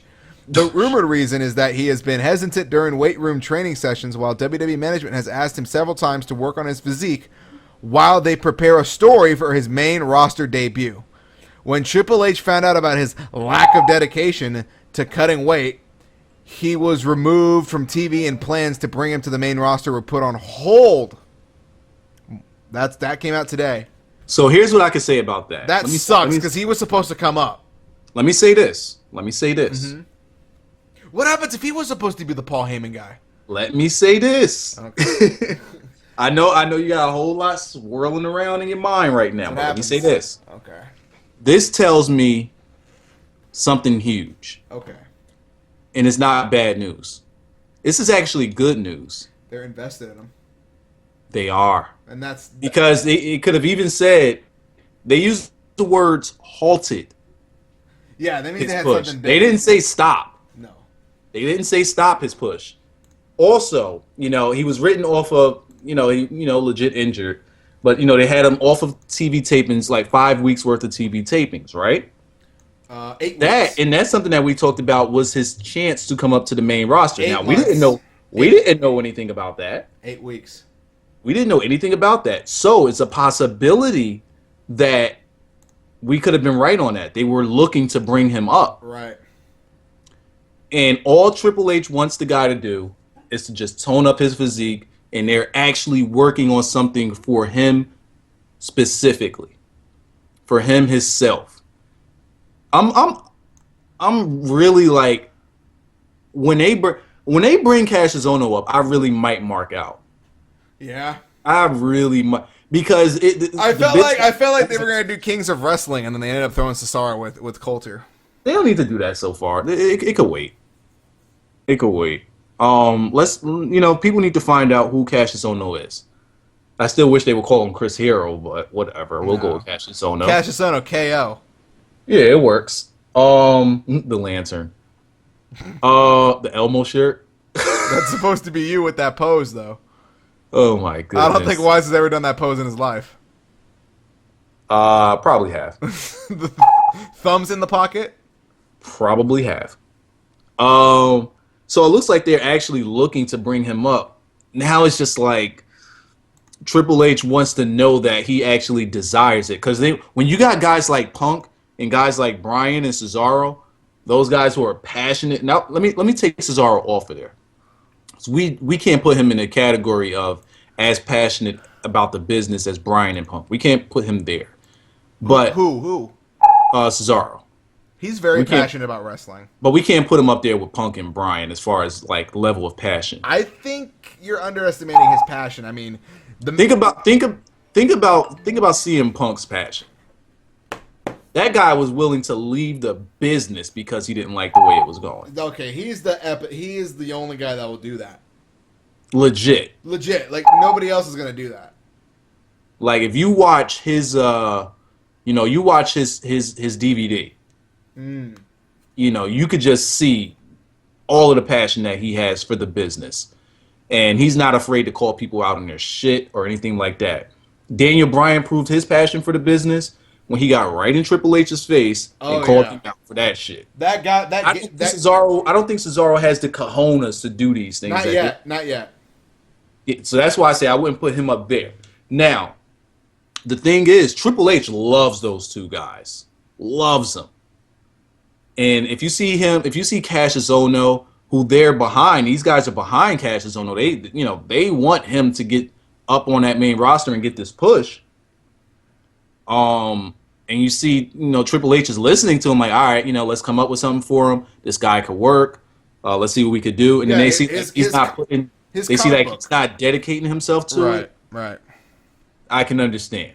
I can completely understand a Triple H. His whole gimmick is great as a heel. He's great, but he's still working on his face side of things, which tells me he was going to come in as a monster comic book heel. That's what he is. He's a comic book heel. I mean, KO, his trunks are all comic booky. His Titantron is all comic booky, and that's his whole thing. He's like a random superhero, and that's why when he's dressed like a normal person, he puts on those glasses and that jacket to make it look like he's the Superman in disguise. So his whole thing is funny. Does that fit? Does it work for him? I like it. It works. He's super over as that. He's Okay. super over as a that's him. He's a comic book character because his moves are ridiculous. That guy does like Samoa Joe big man moves for no reason. I think that Triple H is busting nuts to the chance to bring El Generico up. I think everybody wants to bring El Generico up. After his matches with Cesaro. I think that they want to bring. I think all of them. It might be Vince that might be stopping the machine. Generico's small. Possible. Generico's a small guy. Generico came in NXT and instantly became the best person in there. The best person in there. Like he's just like his ability to be able to work with anybody and to still, one, make them look good, and two, still wrestle circles around them. To me, it shows in Triple H actually standing up and giving him a standing ovation with his match with Cesaro. Mm-hmm. I think that they're waiting. I think they really want to bring him up. Do you think he jumps? You think he jumps Ono in line? At this rate, it might be a possibility if Ono really doesn't want to get in the fucking gym. Right. If that's true. I don't, again, it's dirt sheet stuff. We're not 100% sure. Right. They could just be. But it does make sense. It does. It definitely does. Because it's like, all right, what's taking y'all so long to bring this I'll guy? I'll check Dave Meltzer, because when Meltzer reports it, it's official. So I'll check Meltzer in a second. Another thing that happened in wrestling news is, by the way, we was up to 230, by the way. Oh, wow. 230 viewers. Holy shit, dude. Out of control right now. Another thing that I want to bring up in wrestling news. Mm-hmm. The guy from Reddit that's been leaking the results. Right. For pay-per-view matches. Mm-hmm.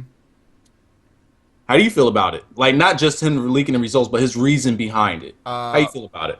What is his reason behind it? His reason behind it is so that he can get the attention of WWE officials and put a stop to the people that actually leak these things, because he thinks that it's bad for business. So this is why he continues to put out the results. And to counteract that, WWE is going to start leaking false information to catch the guy that's actually leaking the information. Right. They're gonna do fake info and spread it around and see who reports what. And that's how they're gonna find out who does it, which is a good move on their part. Mm-hmm. But how do you feel about him doing it for that reason?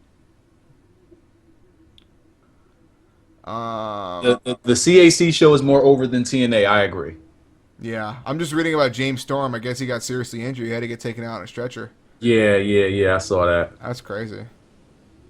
Fucking who dropped him? Fucking Wes Briscoe and Garrett Bischoff. Of course. Damn it. Of course they dropped him. Did he work the arm? Yeah, he did, but then he dropped the dude on his neck. So that's not good. What a guy. Yeah. Randy Orton is injured. That storyline right there. Yeah, I think he's gonna disappear, and then he's gonna come back and cash in. Yeah, you got to keep that in mind. Anytime you got that briefcase, everything that you see is no longer a reality. Mm-hmm.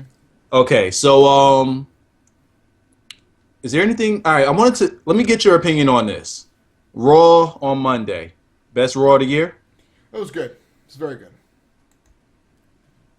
Do you think that there was a better Raw this year? Now we can compare it to the post WrestleMania show, and I think the crowd made that more than the actual show. You're talking about post WrestleMania, right? Yeah, I think the crowd made it bigger than the show. Thank you. Yeah, the cash-in. Sit back, and the cash-in was awesome. But when you sit back and watch that show without the crowd, you mute it and just watch the show. You would and take away Ziggler's cash-in.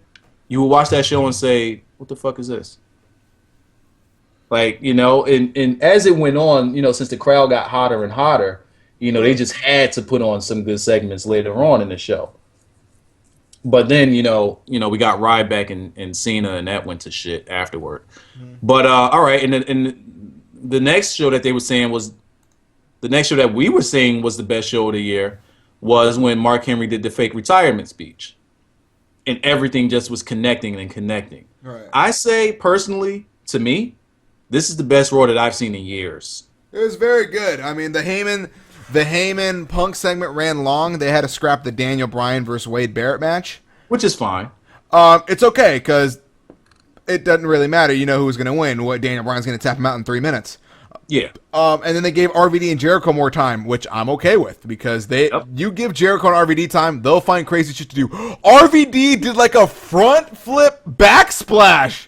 He hasn't done that like in 8 years. Like a front flip. You're not talking about his Rolling Thunder, are you? No. He jumped off the top rope and did a front flip and took out Jericho and then he pinned him on it. Oh, okay. Nah, he pinned him on he pinned him and he kicked out. Yeah. Yeah. Anytime you got Bork on the show, that's good. And man, him and Punk went at it. Yeah, it was until Bork became Bork and just took out everybody. He just started hurting. It was a front senton. That's what it's called. He just started hurting. But can you admit, was it that RVD looks good? RVD looks much better than he did on TNA. Thank you. Looked well, and plus putting him in the ring with Jericho, was a stroke of genius. Right.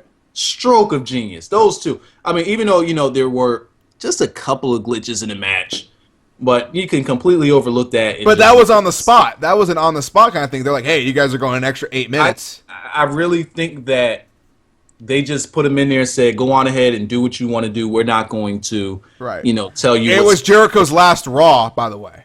Yeah, they let them call their own spots. Right. They let him do like, all right, do what you want to do. It's your last fight. It's your last match on TV, pretty much. And it was awesome, and that match showed why they have the name that they have in the business. What else happened? I actually liked the Fandango and Randy Orton match. That was our first time getting to see Fandango actually wrestle, and not just some short bullshit. And he actually was selling. He was actually getting his moves in. He looked pretty good. Yep. The match made him look strong. I don't know why they had the match. But I'm glad that they did, and it was a good start to Raw. The way that they, But people were behind Fandango. Yeah. What else? They were not behind Cena at all. Yeah, they were Mark behind Henry, Brad Maddox. Yo, Maddox. Yeah, Maddox is a G because he makes good matches. He's turning out. He's just fucking. He's kind of a face because Vicky's on Smackdown now. Mm-hmm. So he's he's making all these great matches. What else did we get on Raw? Usos. Big E attacking Ziggler. Right. With AJ losing her shit. Yeah, AJ just lost her shit. It was hilarious. AJ loses her shit. Big E comes in, hits him with the with the chest bump. We can't call it the titty bump, but he comes in, he runs him over with his chest, and then he just stands over by the ropes and folds his arm for the rest of the fucking segment. Right. He just stands there. Yeah. Now, if he would have did 5 push-ups, I would have lost it. If he would have did 5 push-ups and left, I would have lost it. But I like that he actually gave Ziggler some eye contact before he left the ring. Yeah. To show that they actually were, partners, so to say. Right. So I could get behind that. Right. I did have plans on tweeting at Big E. I was going to tweet him. So is it official that we can now confirm that it was not Ziggler but AJ who killed the 5-count gimmick?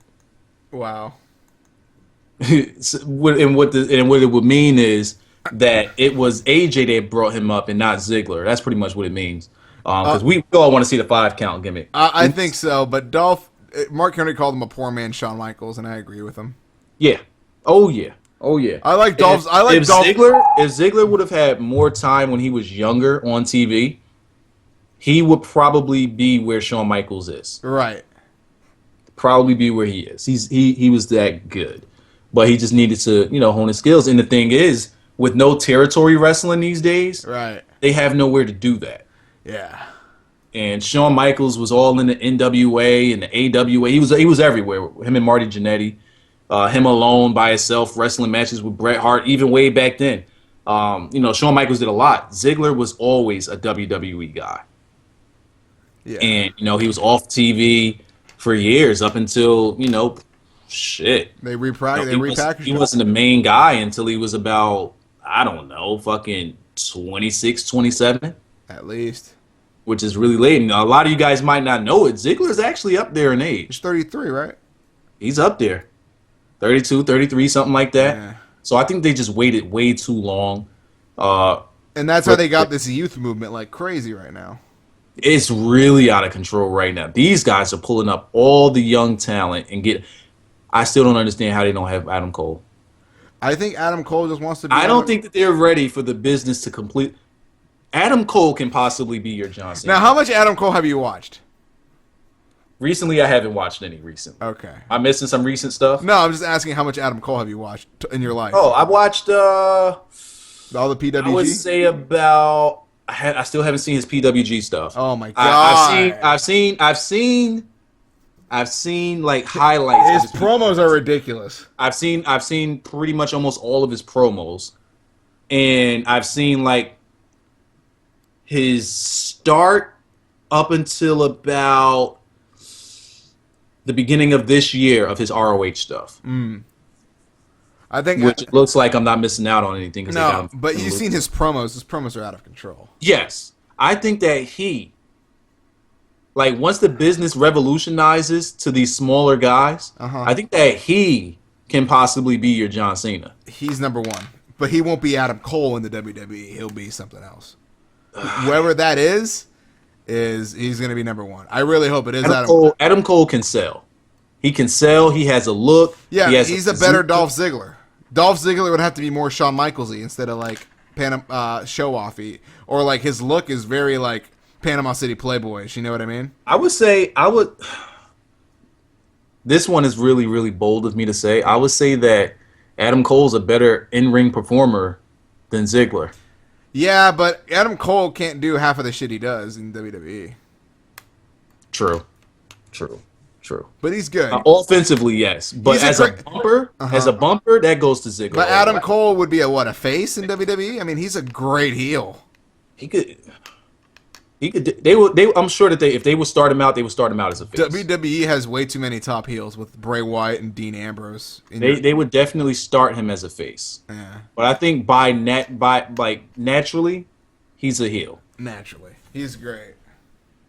So if you guys ever see Adam Cole come up to WWE and you see him as a face, just know he'll be turning heel. All right, let's see. What else do we want to do? Ah, shit, I done dropped everything. What other segments did we have on Raw? We had no Great Khali matches, which is a plus. The Usos rolled up We the People. Your fault. That right there, and that's your fault. I apologize to the people. And not only did they roll up We the People, they rolled up my guy. They rolled up the guy. They rolled up Cesaro. And that right there was the last straw. So no more Usos are over. The Usos are dead. Dead. I think they're going to do a triple threat at SummerSlam. And We the People wins it. You still think We the People win, I'm still saying We the People takes the belt. I just thought about how the Shield are going to break up. I thought about it. I don't know when it's going to happen, but I know how it's going to happen. Okay. Dean Ambrose, of course, is the guy. In whose eyes? He's the guy. Roman Reigns is the guy to Vince. I'm talking about right now. Dean Ambrose is the man. Right now, Dean Ambrose is the guy. He's winning matches. He's winning titles. You know, he's doing a lot of single stuff. At some point, the Shield is going to come down. And it's going to be like, you know, the way that they come down to attack people. They come through the crowd. Their music is going to hit. And everybody's going to think that they're coming to celebrate with Dean Ambrose. Right. But then you just see Roman Reigns yell in this guy's face and power bombs him. Then they just jump him. I think. And the reason behind he needs to spear the shit out of somebody. The reason behind it is because Dean Ambrose is becoming bigger than the Shield. Then they could do all those promos on, you know, you got Dean Ambrose like semi-main eventing stuff, winning singles titles while they're on the pre-show with the Usos. You know, so they've been dumbed down while Dean Ambrose is being built up. That dude's so that could be a way. His promo was awesome for Money in the Bank. That could be a way in which they stop the Shield. It's not going to come anytime soon, but that's just one way in which they could do it. I think Dean Ambrose just leaves him. I think in terms of popularity, There's going to be an attack. I think it's number 1 Dean, number 2 Reigns, number 3 Rollins right now. You think Reigns is more over than Rollins? I think Reigns is more over. He doesn't say anything. His screaming and his spear is awesome. His spear is out of control. And the thing is, I personally think that Seth Rollins is trying too hard or doing too much to put himself over. Yeah, like he's trying. You could tell that he's forcing intensity when that's not him. He's more of a chill dude. Rollins in this role is number 3. Rollins is NXT version. He's number 2, 1 top face.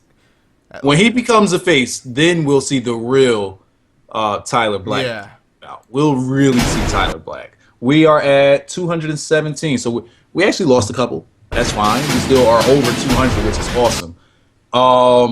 But yeah, when he turns face, then we'll see the real Tyler Black. Hopefully, we get to see more of his moveset. I doubt that we'll see much of his top 10 moveset. Yeah. But I really doubt that, but we'll see a lot more of it. Yo, but how are we just going to ignore that my man Damien Sandow demands people, they call him Sir Money in the Bank? I like it. How do you feel about Sandow winning the Money in the Bank and, Cody, the whole thing? Do you think Cody loses the stash? They're going to make it a facial hair match. You better believe they're going to make it a mustache versus beard match. We just found something to tweet. Tweet it over to Triple H. Wiser! What? Make the tweet! Okay, boss. At Triple H. Sir Money in the Bank. Damien Sandow's a G. And if I were to predict, I'm going to say Damien Sandow and Dolph Ziggler will become best friends and form a new DX. Does Damien Sandow have a Twitter? Damien Sandow, yeah. The Damien Sandow, I think. You're going to have to double check that.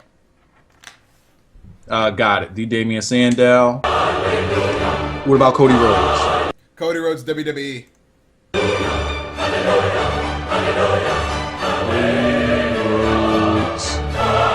Got it. We need to make a beginning promo with you in the Sandow robe. Silence! Damien Sandow needs a glass. You slack-jawed mouth breathers. Beard versus mustache match.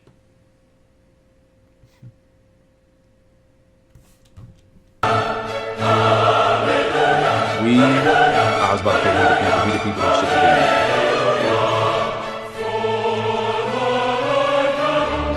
The protector of the case.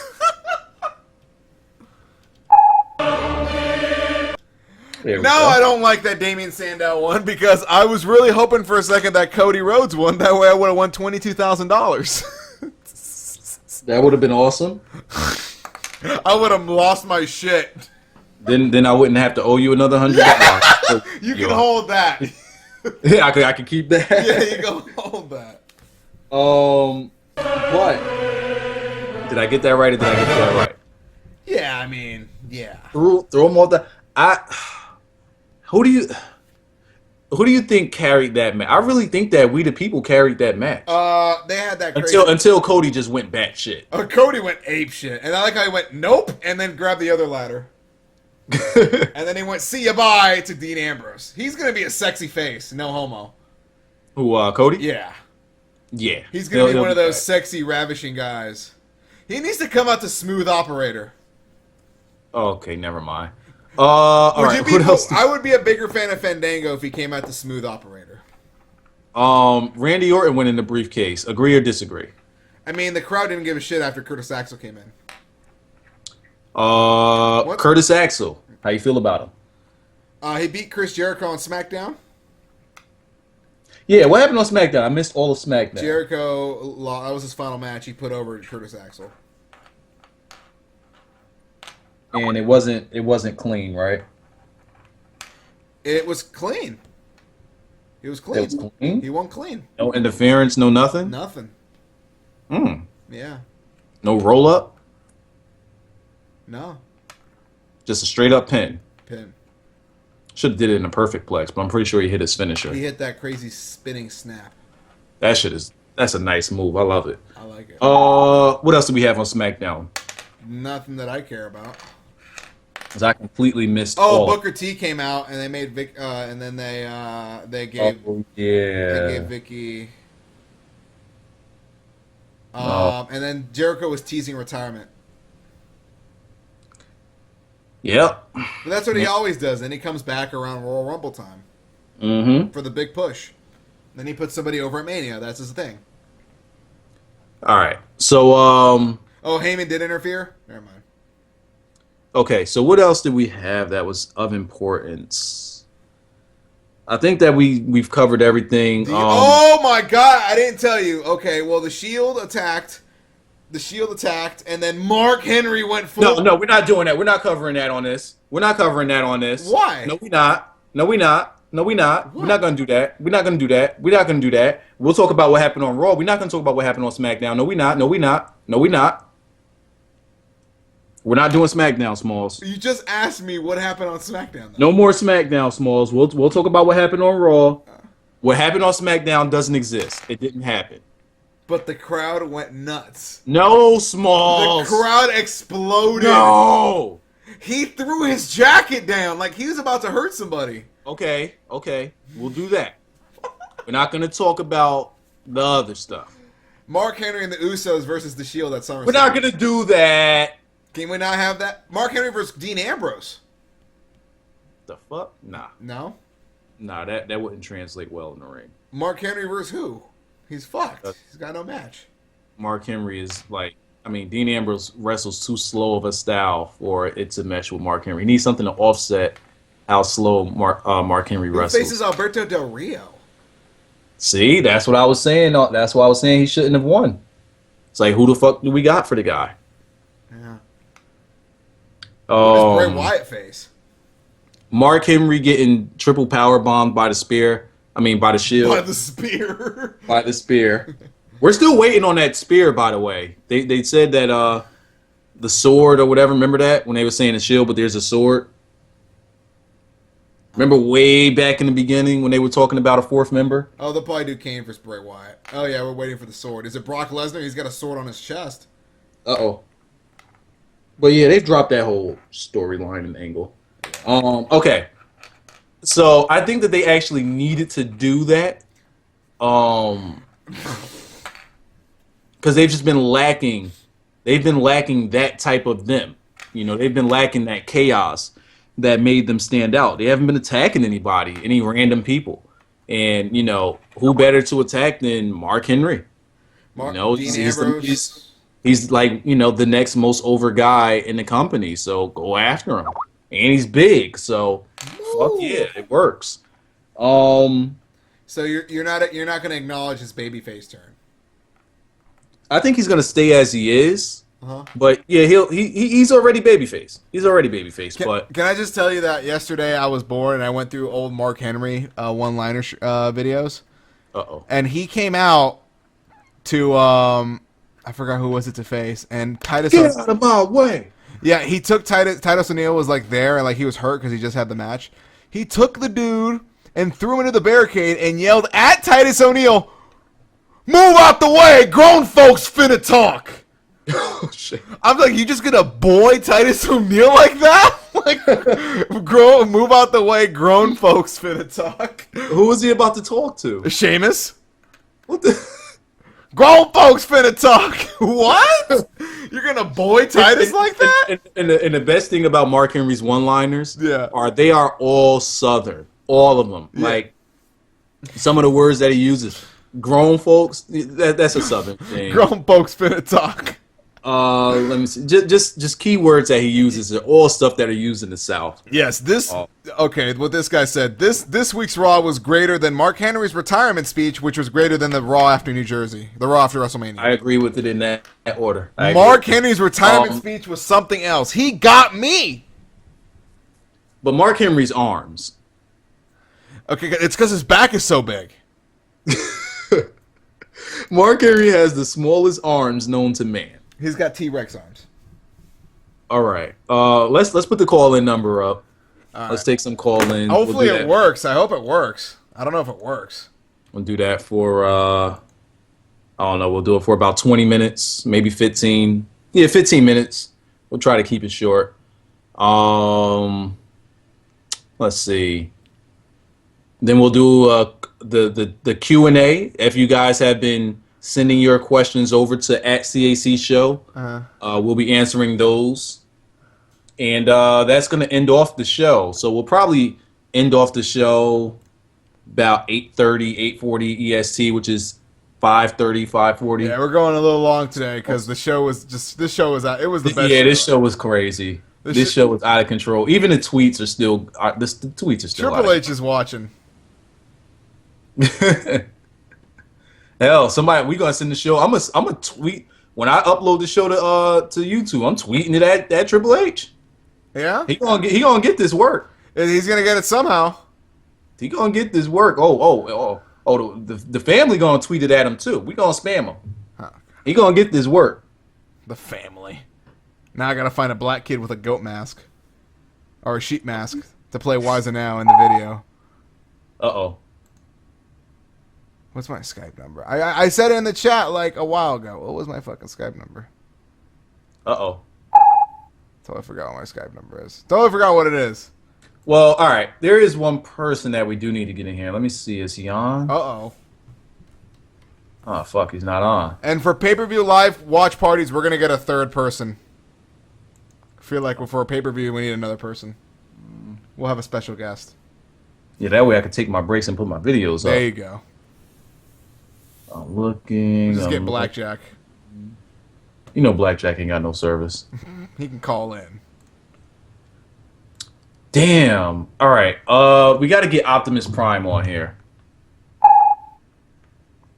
Who is the best? We got to get Optimus. He needs to be the first call. Okay. Well, I don't even know what the number is. I think my number expired probably. Oh well. That shit I do. Oh, damn. Let me double check what it is.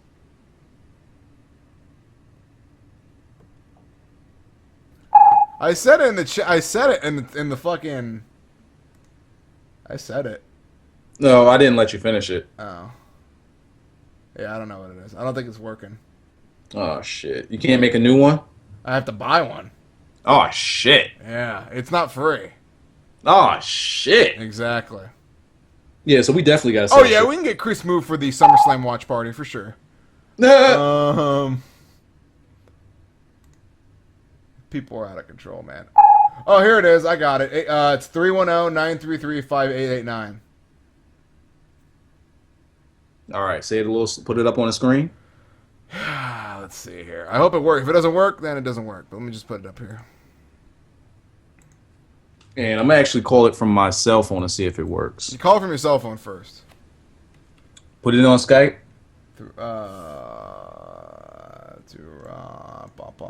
No need to. She's a smooth operator. Let's see where you at.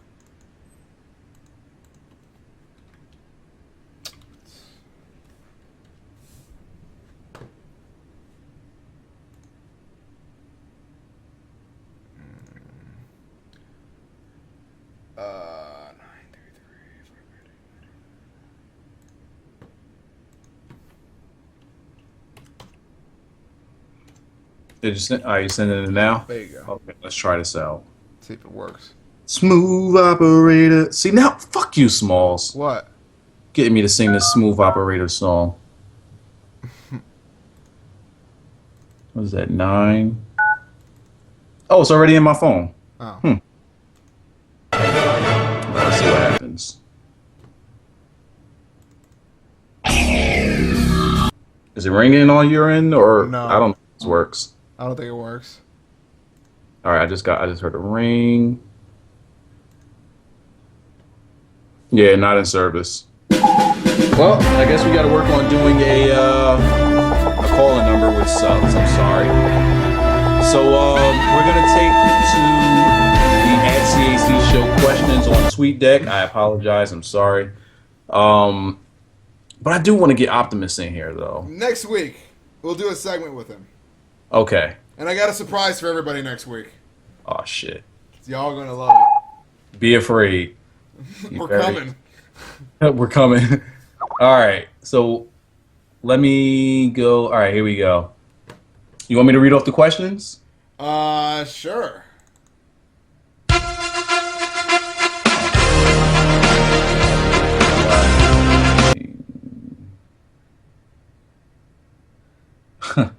They want to know where did Smalls get a lantern? Where did Smalls get a lantern? And we want this, the Bobby Roode thing, best show, best episode ever. All right, let me read this. Let me read the. Let me see what I have here. RVD versus Del Rio World Heavyweight. That won't happen. What hashtag do you use to bury the Usos? Gregor asks. You know, I'm still thinking of one.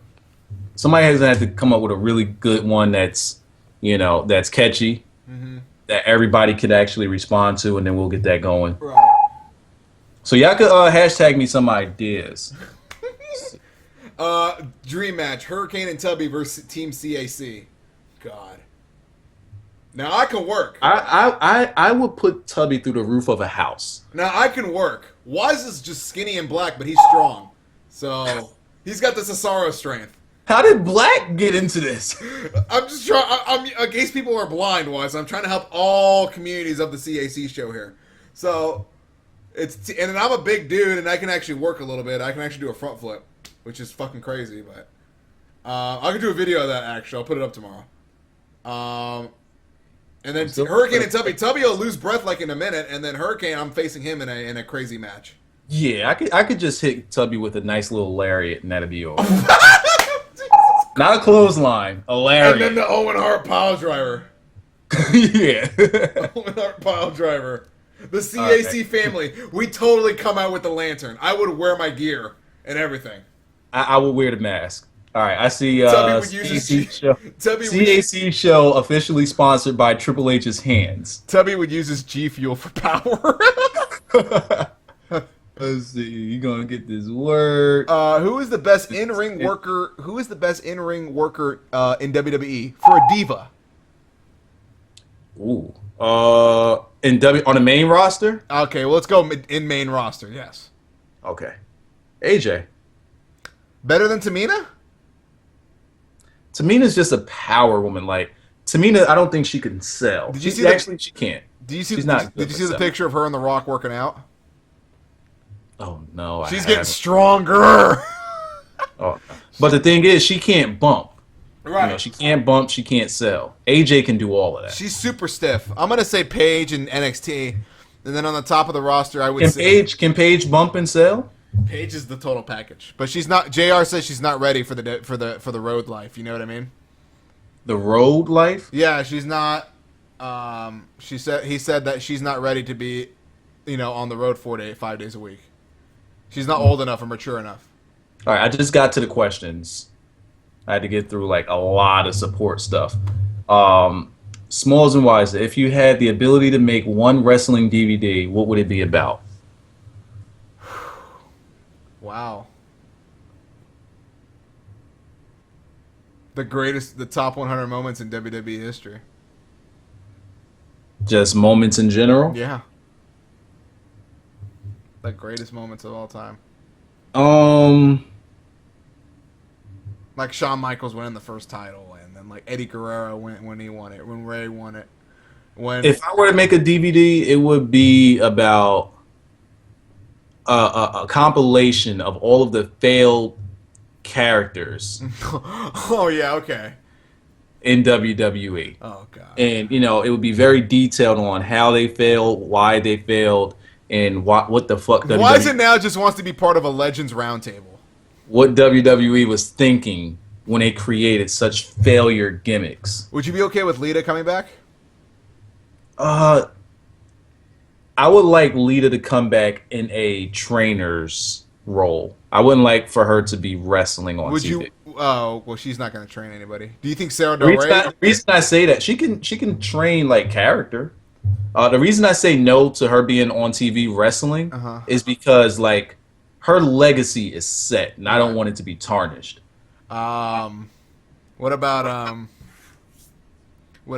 what's her fucking name? Karma? Would you be okay with Karma? Coming back? Yeah. Fuck yeah. All right. She needs to. Shit, we just got a lot of tweets. So Alex Thomas asks, the Wyatts versus the Big Show and Kane? Question mark. It appears that I think the Wyatts are going to attack the Big Show. Only if they kill him off. I wouldn't want to see them even come near the Big Show because fuck the Big Show. The big Andrew asks, "What is your guy?" He needs to retire. Andrew asks, "What is your guys' favorite one-line quote in WWE history?" What? Yeah, that's it.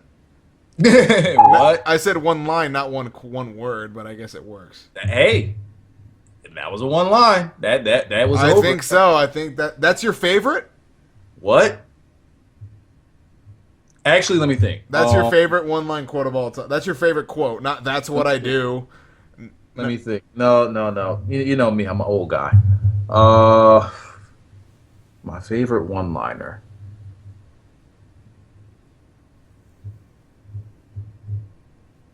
Sheesh.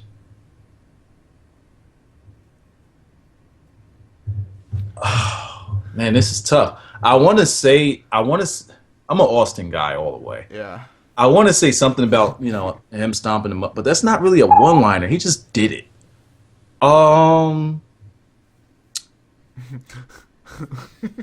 My favorite is "Move out the way, grown folk finna talk." I could say oozing machismo, but no. Move out the way, grown folk finna talk. Oh no, I don't have a favorite one-liner. If I do, like the only thing I could think of is Mark Henry stuff. He's like the king of the one-liners. Who is? He's definitely the king. Who? All right, Mark Henry.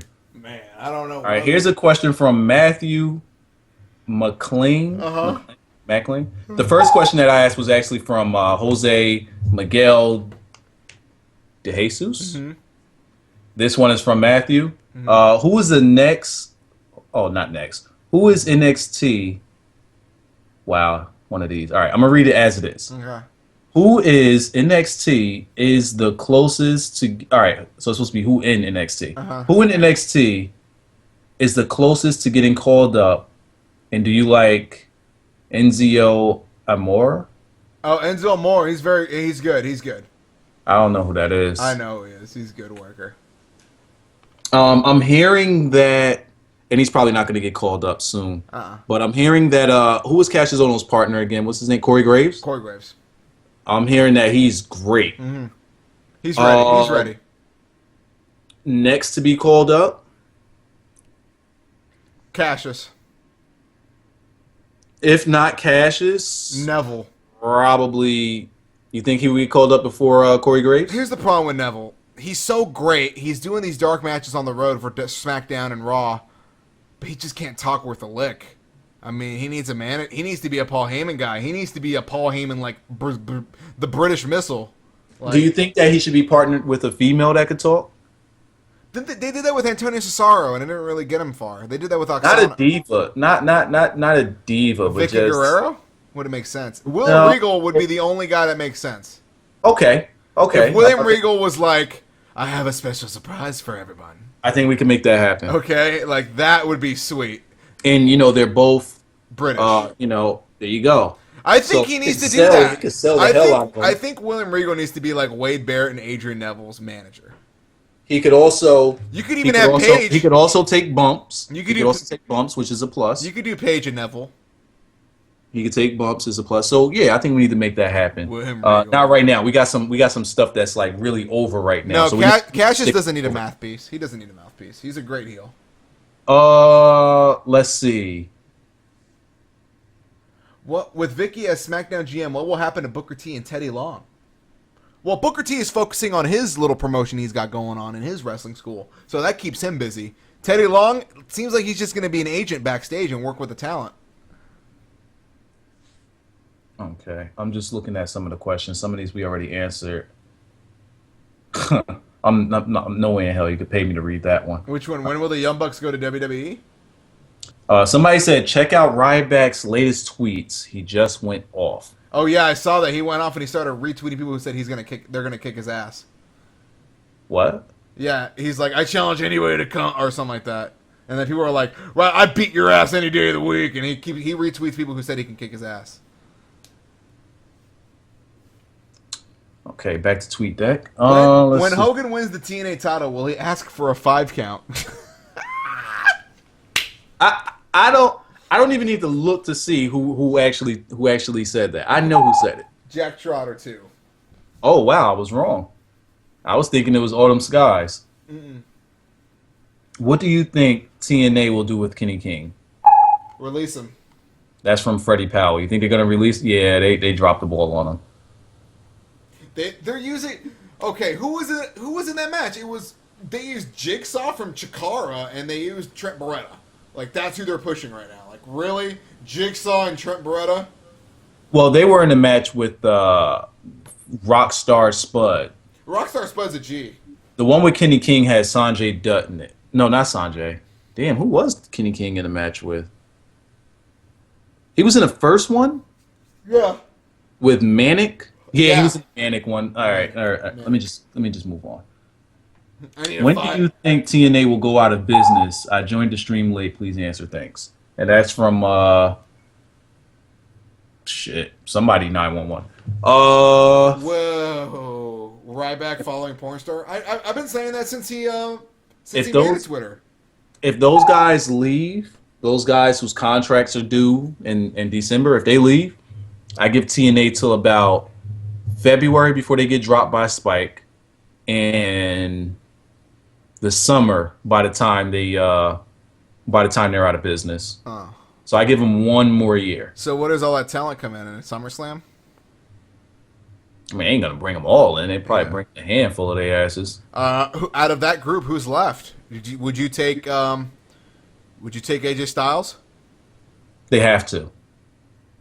That's if AJ Styles doesn't want to just go back down and work the indies. I don't think AJ Styles cares. No, I don't think he wants to do indie stuff. Think he retires? I think he goes to WWE. I don't think they signed James Storm. I don't think they signed Gunner. I don't think they signed Robbie E. or Jesse Goddard. They're not going to sign. James Storm is an injury waiting to happen. They're not going to bring Chavo or Hernandez back. Bully Ray, they would. They would. I think they would bring Bully Ray back. is going to end his career in WWE. Yes, I'll agree with you. And I think that he might actually be a backstage guy when it's all said and done. He's going to be working behind the scenes with them. Him and Devon. Yeah. I think they'll both be working there. Yeah. Will the primetime players ever get tag team titles? They should have got them last year at SummerSlam from Kofi and R-Truth. Yep. They had the shot. They had their shot. And Now, the only thing left to do is make Titus a singles wrestler. Truth. Make Titus a big man. Console Gaming. What tag team should take the titles off the Shield besides the Wyatts? Oh, man. Well, I mean, it's pretty easy. It's the Real Americans. I can get with that. And that's what, when they turn face or what? Hold on, Wazoo. All right, I'll answer some questions. Tons of funk! No! Tons of funk! Tons of funk! No. We, the people. I think they pin the Usos. So Shield doesn't get pinned. Yo, there's so many people tweeting at Triple H telling them to listen to the show. I saw that, dude. There was like at least 50 to 60 tweets to him about it. It's so hard to get like past these and see the questions. It's still going. Let's see. How do you think Tyson Kidd will be brought back into the mix? Biggie Langston needs to feud with Mark Henry soon. Get this done, Triple H. I think that that's one of those things that's going to happen. And with Mark Henry signing a longer deal, opens the doors for it to happen later. Right. It doesn't need to happen soon though, because we have to wait for the Oh fuck! I would rather see Big E do it as a face than a heel, but Mark Henry's going to end his career as a face. Yes. He's gonna win the title as a face. So that one's actually I wouldn't mind them doing a face versus face match with those two, With who? Mark Henry Big versus? E and Mark Henry. Could happen. Now here's the question: does he 5 count him? That will put Big E so over. See, I don't think Henry would do that for Big E. I think he'd do it for Daniel Bryan or Damian Sandow. He would tap for Bryan.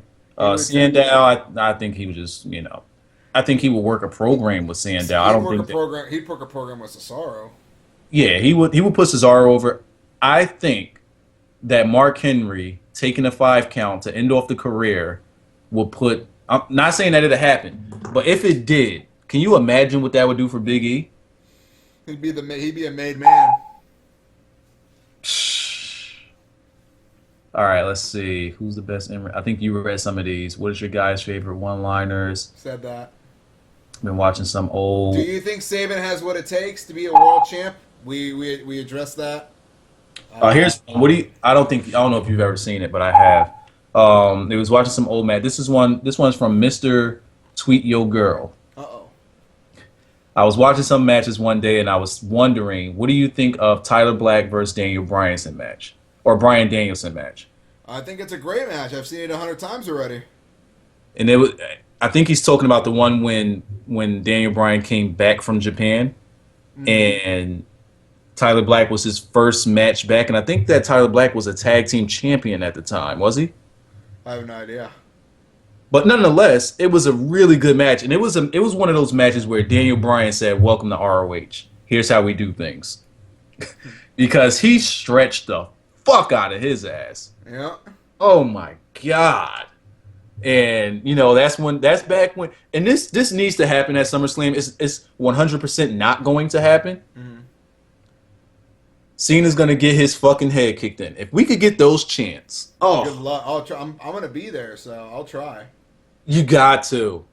And the thing is, the WWE crowd is so marky they won't even know what that chant means. Mm-hmm. But if that could ever get I going, would do that Cena's chant gonna if they. get Okay. his fucking head kicked in. I would do that chant if he. Comes If you do near that chant and we hear it on TV, we'll know where it started. If they come near me, we're gonna be sitting camera side. You got some more good seats. Yeah. You'll see us. Like if they go to the outside, you'll definitely see me. And you'll hear us. If they're near me, our whole little group of 15 people will start it. Okay. They're gonna get you, and he'll turn around and be like, "Yeah." I think that he would I think that he might mark out in the ring if he heard that. I think he might accidentally impale Cena's forehead. And just be released from the company the next day. If we could get the Dragon for just one day, just one match with him and Cena, it would be. I actually made a video where I said having the Dragon Bryan Danielson against Cena would be better, would make for a better match than anything that Punk has done with Cena. Like he would push it. I think that it would make for a better match than Money in the Bank 2011. Daniel Bryan versus John Cena? Yeah, but Daniel Bryan being Bryan Danielson, the Dragon. He's going to have to. This match is going to go for a long time. Oh, This is going to be a long match. And he's going to have to carry it because John Cena doesn't do that much John Cena's going to do some crazy shit. He'll do his he'll do his Hurricane Rana or his. I think John Cena's going to pull out all the stops for this match too. Right. He wants Daniel Bryan to be over. Does he tap him? He has to, right? If he's ready to pass the torch. Has Cena ever tapped clean? Not as a face. Okay, not the Super Cena run. No, long time. I think he tapped to Chris Benoit. Might have been the last time. That's what I remember. All What right, if Cena does a swanton? All right, this is from Edgardo. When will the Young Bucks go to WWE? They won't. They're too small.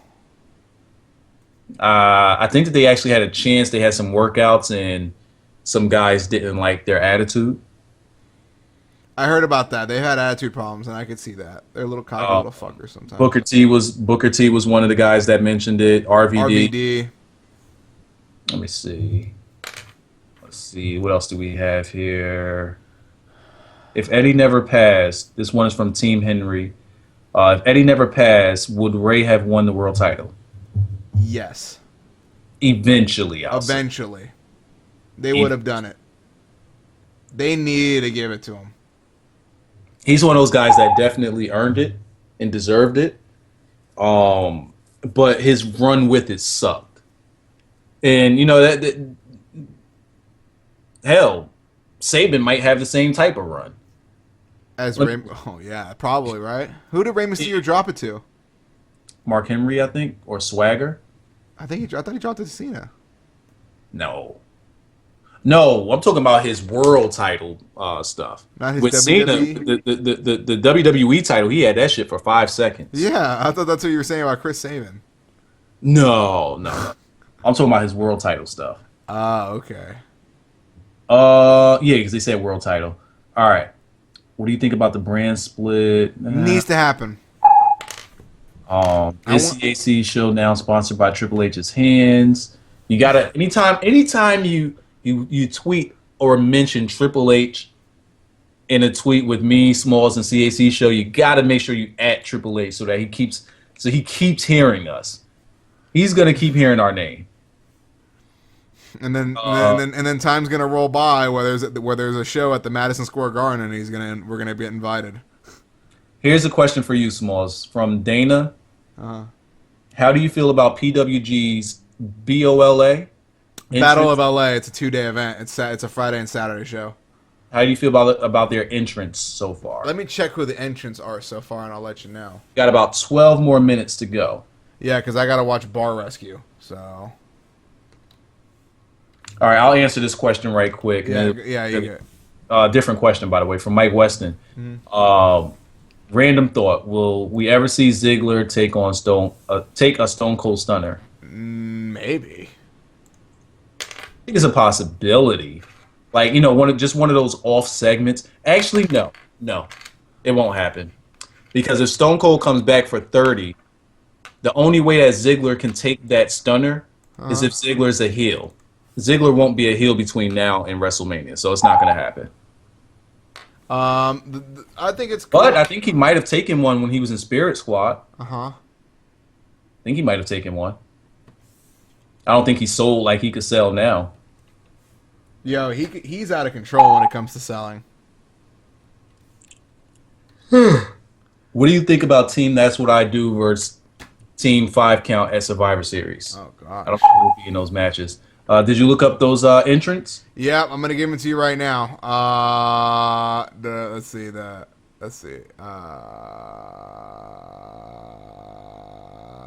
I'm trying to find the first one, so I can tell you who the fucking first guy is in. How do you think? Michael Elgin. Okay. Michael Elgin is in it. Trent Beretta. No. Yeah. Sorry. ACH, who I've never seen before. All right, never heard of him. Anthony Nese. Never heard of him. I hear Anthony Nese is from that's Tony Nese, isn't it? Yeah, probably. I hear that he's pretty good on the indie scene now. You know, TNA ain't really give him a shot, but I hear that he's really good. Michael Elgin is number 5. Johnny Gargano is number 6. Tommaso Ciampa is number 7. Tommaso Ciampa needs a freaking title, man. Kyle O'Reilly is number 8. And whoever wins that tournament gets the number 1 shot at Adam Cole. Well, the winner of Adam Cole versus Kevin Steen versus Drake Younger in a guerrilla warfare match that I have front row seats for. So I'm probably gonna have to move out the way a couple times. I'm gonna have to get the fuck out of Kevin Steen's way, plain and simple. You might get hit with a rolling cannonball there. He might just rolling cannonball Adam Cole and just destroy my seat. I might have to stand up for like 30 minutes left of the show. Tommaso Ciampa needs a fucking title. So you think Ciampa wins it? I don't know. I just know that he needs a freaking title. Let's see. If Jack Swagger hadn't gotten arrested, do you think he would have been a serious contender for the Money in the Bank match? No. I think he would have won the title. Won the title. He would have been the champion. He would have beat Del Rio. He was booked to win that at WrestleMania. And then you make Ziggler take it off Swagger, and then you relate it back to Ziggler's Swagger again. You know what I mean? That's how they were going to have that feud. So he would have been the champion. let's see. How do you think WWE will bring back Tyson Kidd into the mix? Possibly is Natty on Total Divas? No. No. Okay. Well, whatever way it happens, whatever way they decide to bring him back, it's gonna have something to do with Natty Neidhart. Since since they got married and WWE went public with it, you haven't seen any Natty and Khali segments anymore. Right. They could bring back Tyson Kidd with another high flyer. I mean, Evan Bourne's sitting there. I mean, fucking do something. Let's see. What are your thoughts on Ziggler's face run so far? Yay or nay?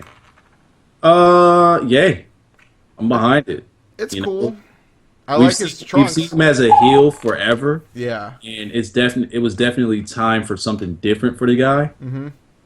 Even though once he started getting over as a heel, I think that's what made him a face. Right.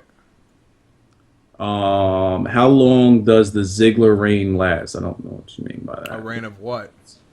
He already lost. Where All do you see Curtis Axel if Fandango never gets injured and wins the IC title? right. Oh, wow. Right? Wow. Oh, they got married on Total Divas. So yeah, he's on there. Okay, so that's Total how Divas probably paid for the wedding and everything. Fuck. Tyson Kidd probably realized, man, that's my fucking ticket. Total Divas. There it is. That's Yeah. my ticket.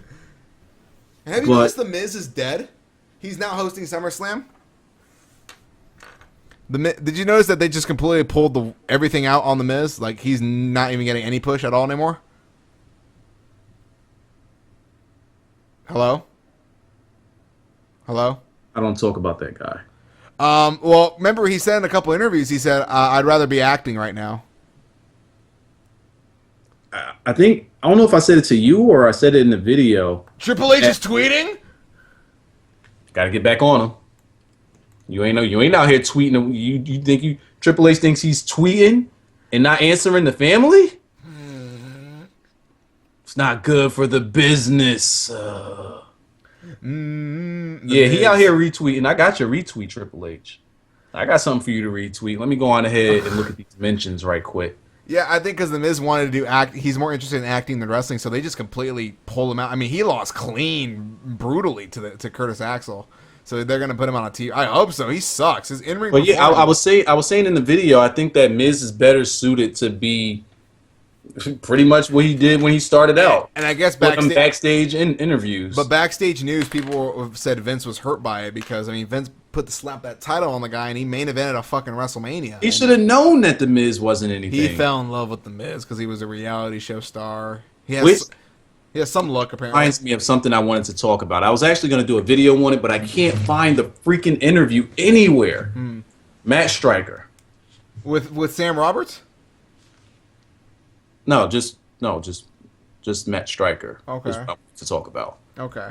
How do you feel about his release, and have you heard any of his interviews, or at least heard what he's had to say? No. Okay. First of all, he's not burying the WWE at all. Uh-huh. But he has taken some shots. Okay. And one thing that he admitted to is WWE doesn't want guys to talk about the history of the business. They don't even want you to mention anything of the past, which is why, because if you think about, there's two things I want you to think about. Okay. Jerry Lawler has a infinite, like his history in the business and his knowledge in the business is infinite. Yet all we hear him talk about is puppies. Well, not anymore. We don't even hear that anymore. But just cartoonish now. Now think about when JBL came back to commentary, and he was talking the business. He was talking about heritage. He was talking about where moves came from, where they originated, X, Y, and Z. Whether or not all of it was true or not, it isn't the point. It's that he was actually putting over the moves, putting over the matches, and all of that. And then you listen to JBL's commentary now, what do you have? Right. Complete shit. WWE doesn't want their commentators talking wrestling. Matt Stryker also said that WWE. I don't know if he said this or it was paraphrased, but it was. Son, how are these dudes? These dudes are bombarding Triple H. Like, I keep looking every fight, and there's like 10 tweets to Triple H. Hey. I love it. Hey, shit's real out here. They're gonna get us a salary. It's real out here. I'm gonna have to move to the tri-state area then. Triple H gonna get this work. Triple H is gonna get this work. Even Shady's retweeting. Jesus. All right. But yeah, it was what was paraphrased is that WWE really doesn't want to be known as a wrestling business, but more so an entertainment business, and eventually will completely, like, the wrestling part will be completely thrown to the side. In a sense, it will be completely secondary, whereas the main focus will be, the different stories, the different segments, and stuff like that. So it's really going to cater to entertainment, with just wrestling being a thing that makes it different than any other entertainment. Mm-hmm. Well, a serious question. Yeah. If we got to meet Triple H at SummerSlam. Oh, I'll have my homework ready for him. And if he's like, you know what, I like you guys. Let's hang out tonight. And we go party with Triple H and RVD. How did RVD get into that? Because Triple H and RVD are good friends. Oh, boy. Would you want to party with Shawn Michaels? No. Do you want to party with Billy Gunn?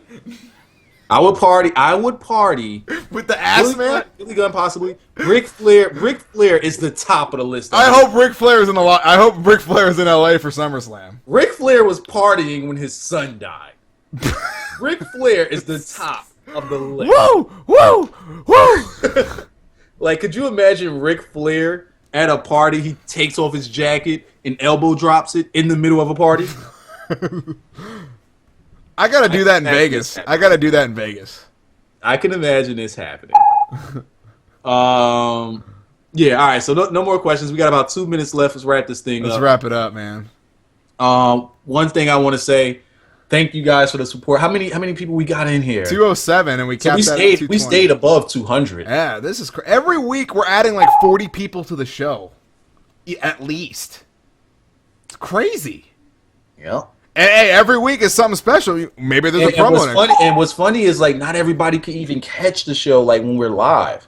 That's a nice picture, by the way, with Triple H did. Oh my God, Biggie. What about Biggie? He tweeted? I'll do it in a second. Uh-oh. Keep talking. Okay. So yeah, definitely thank you guys for all the support. This show has probably been our best show from start to finish. Ever. I'm saying it is the best show we've ever done. From start to finish. Everybody that's watching on YouTube that didn't see this on Twitch, y'all fucked up. You guys missed all the way out. Y'all missed out on a great show. The interaction is great. All of the live tweets, everything. But Biggie. You see the 5 though? Yeah, on the door. Cesaro shirt. Everybody is supporting Cesaro. Everybody has done a collective movement to push Antonio Cesaro. Wow. But the 5 in the background? Is that his gym or something? I don't know. But the family is still growing daily, and it's getting completely out of control now. I don't think that we can control. Now I gotta cut another promo. I gotta hire some people off of Craigslist to shoot. Yeah, you gotta get some promos going. Mm-hmm. I gotta watch your promo in full. I was in the bathroom while it was going on. I uploaded it to my channel. I'm gonna check it. Oh man, damn, that was good. So for those of you who didn't see the intro to the show today, go on ahead on Smalls' channel. It's Smalls with a Z. All right, SMA11Z. I think it relinked back. I'm gonna relink it back up, but y'all know where it is, man. You'll follow me on Twitter. A lot of these people follow me on Twitter already, so just follow my tweet and shit. Yeah, you'll see the video there. As for this stream, I'm going to try my best to get this thing up tonight, but it'll probably be up early tomorrow. I got a lot of freaking work I got to do. Um, let's see. Continued support. You guys have been great. I'm seeing some hoorahs. Oh yeah, if I go to SummerSlam, I'm starting the dog pound. Yeah, just keep following the show, keep supporting the show, and we're gonna keep making this thing fun. It's every Sunday, 6 o'clock EST, 3 o'clock, West or PST, or what do y'all call that over there? Pacific Standard Time wise. Pacific Standard Time. All right, and yeah, Raw reviews will be coming as usual, and I swear one of these. I'm gonna try to get something out during the week. The reason I didn't do that Josh Matthews video is because I couldn't find the interview I was looking for. I'm still looking for it. I'm gonna put that out because I actually have a lot to say on it. But yeah, that's all. We're 2 minutes into overtime here. Smalls, anything you want to say, with the exception of Kurt Angle's glasses? Kurt Angle's glasses is out of control. Kurt Angle's glasses might be over. I'm gonna ride it out with the promo. All right, cool. So let me see. I'm on mute. All right. Peace. Top of the stairs.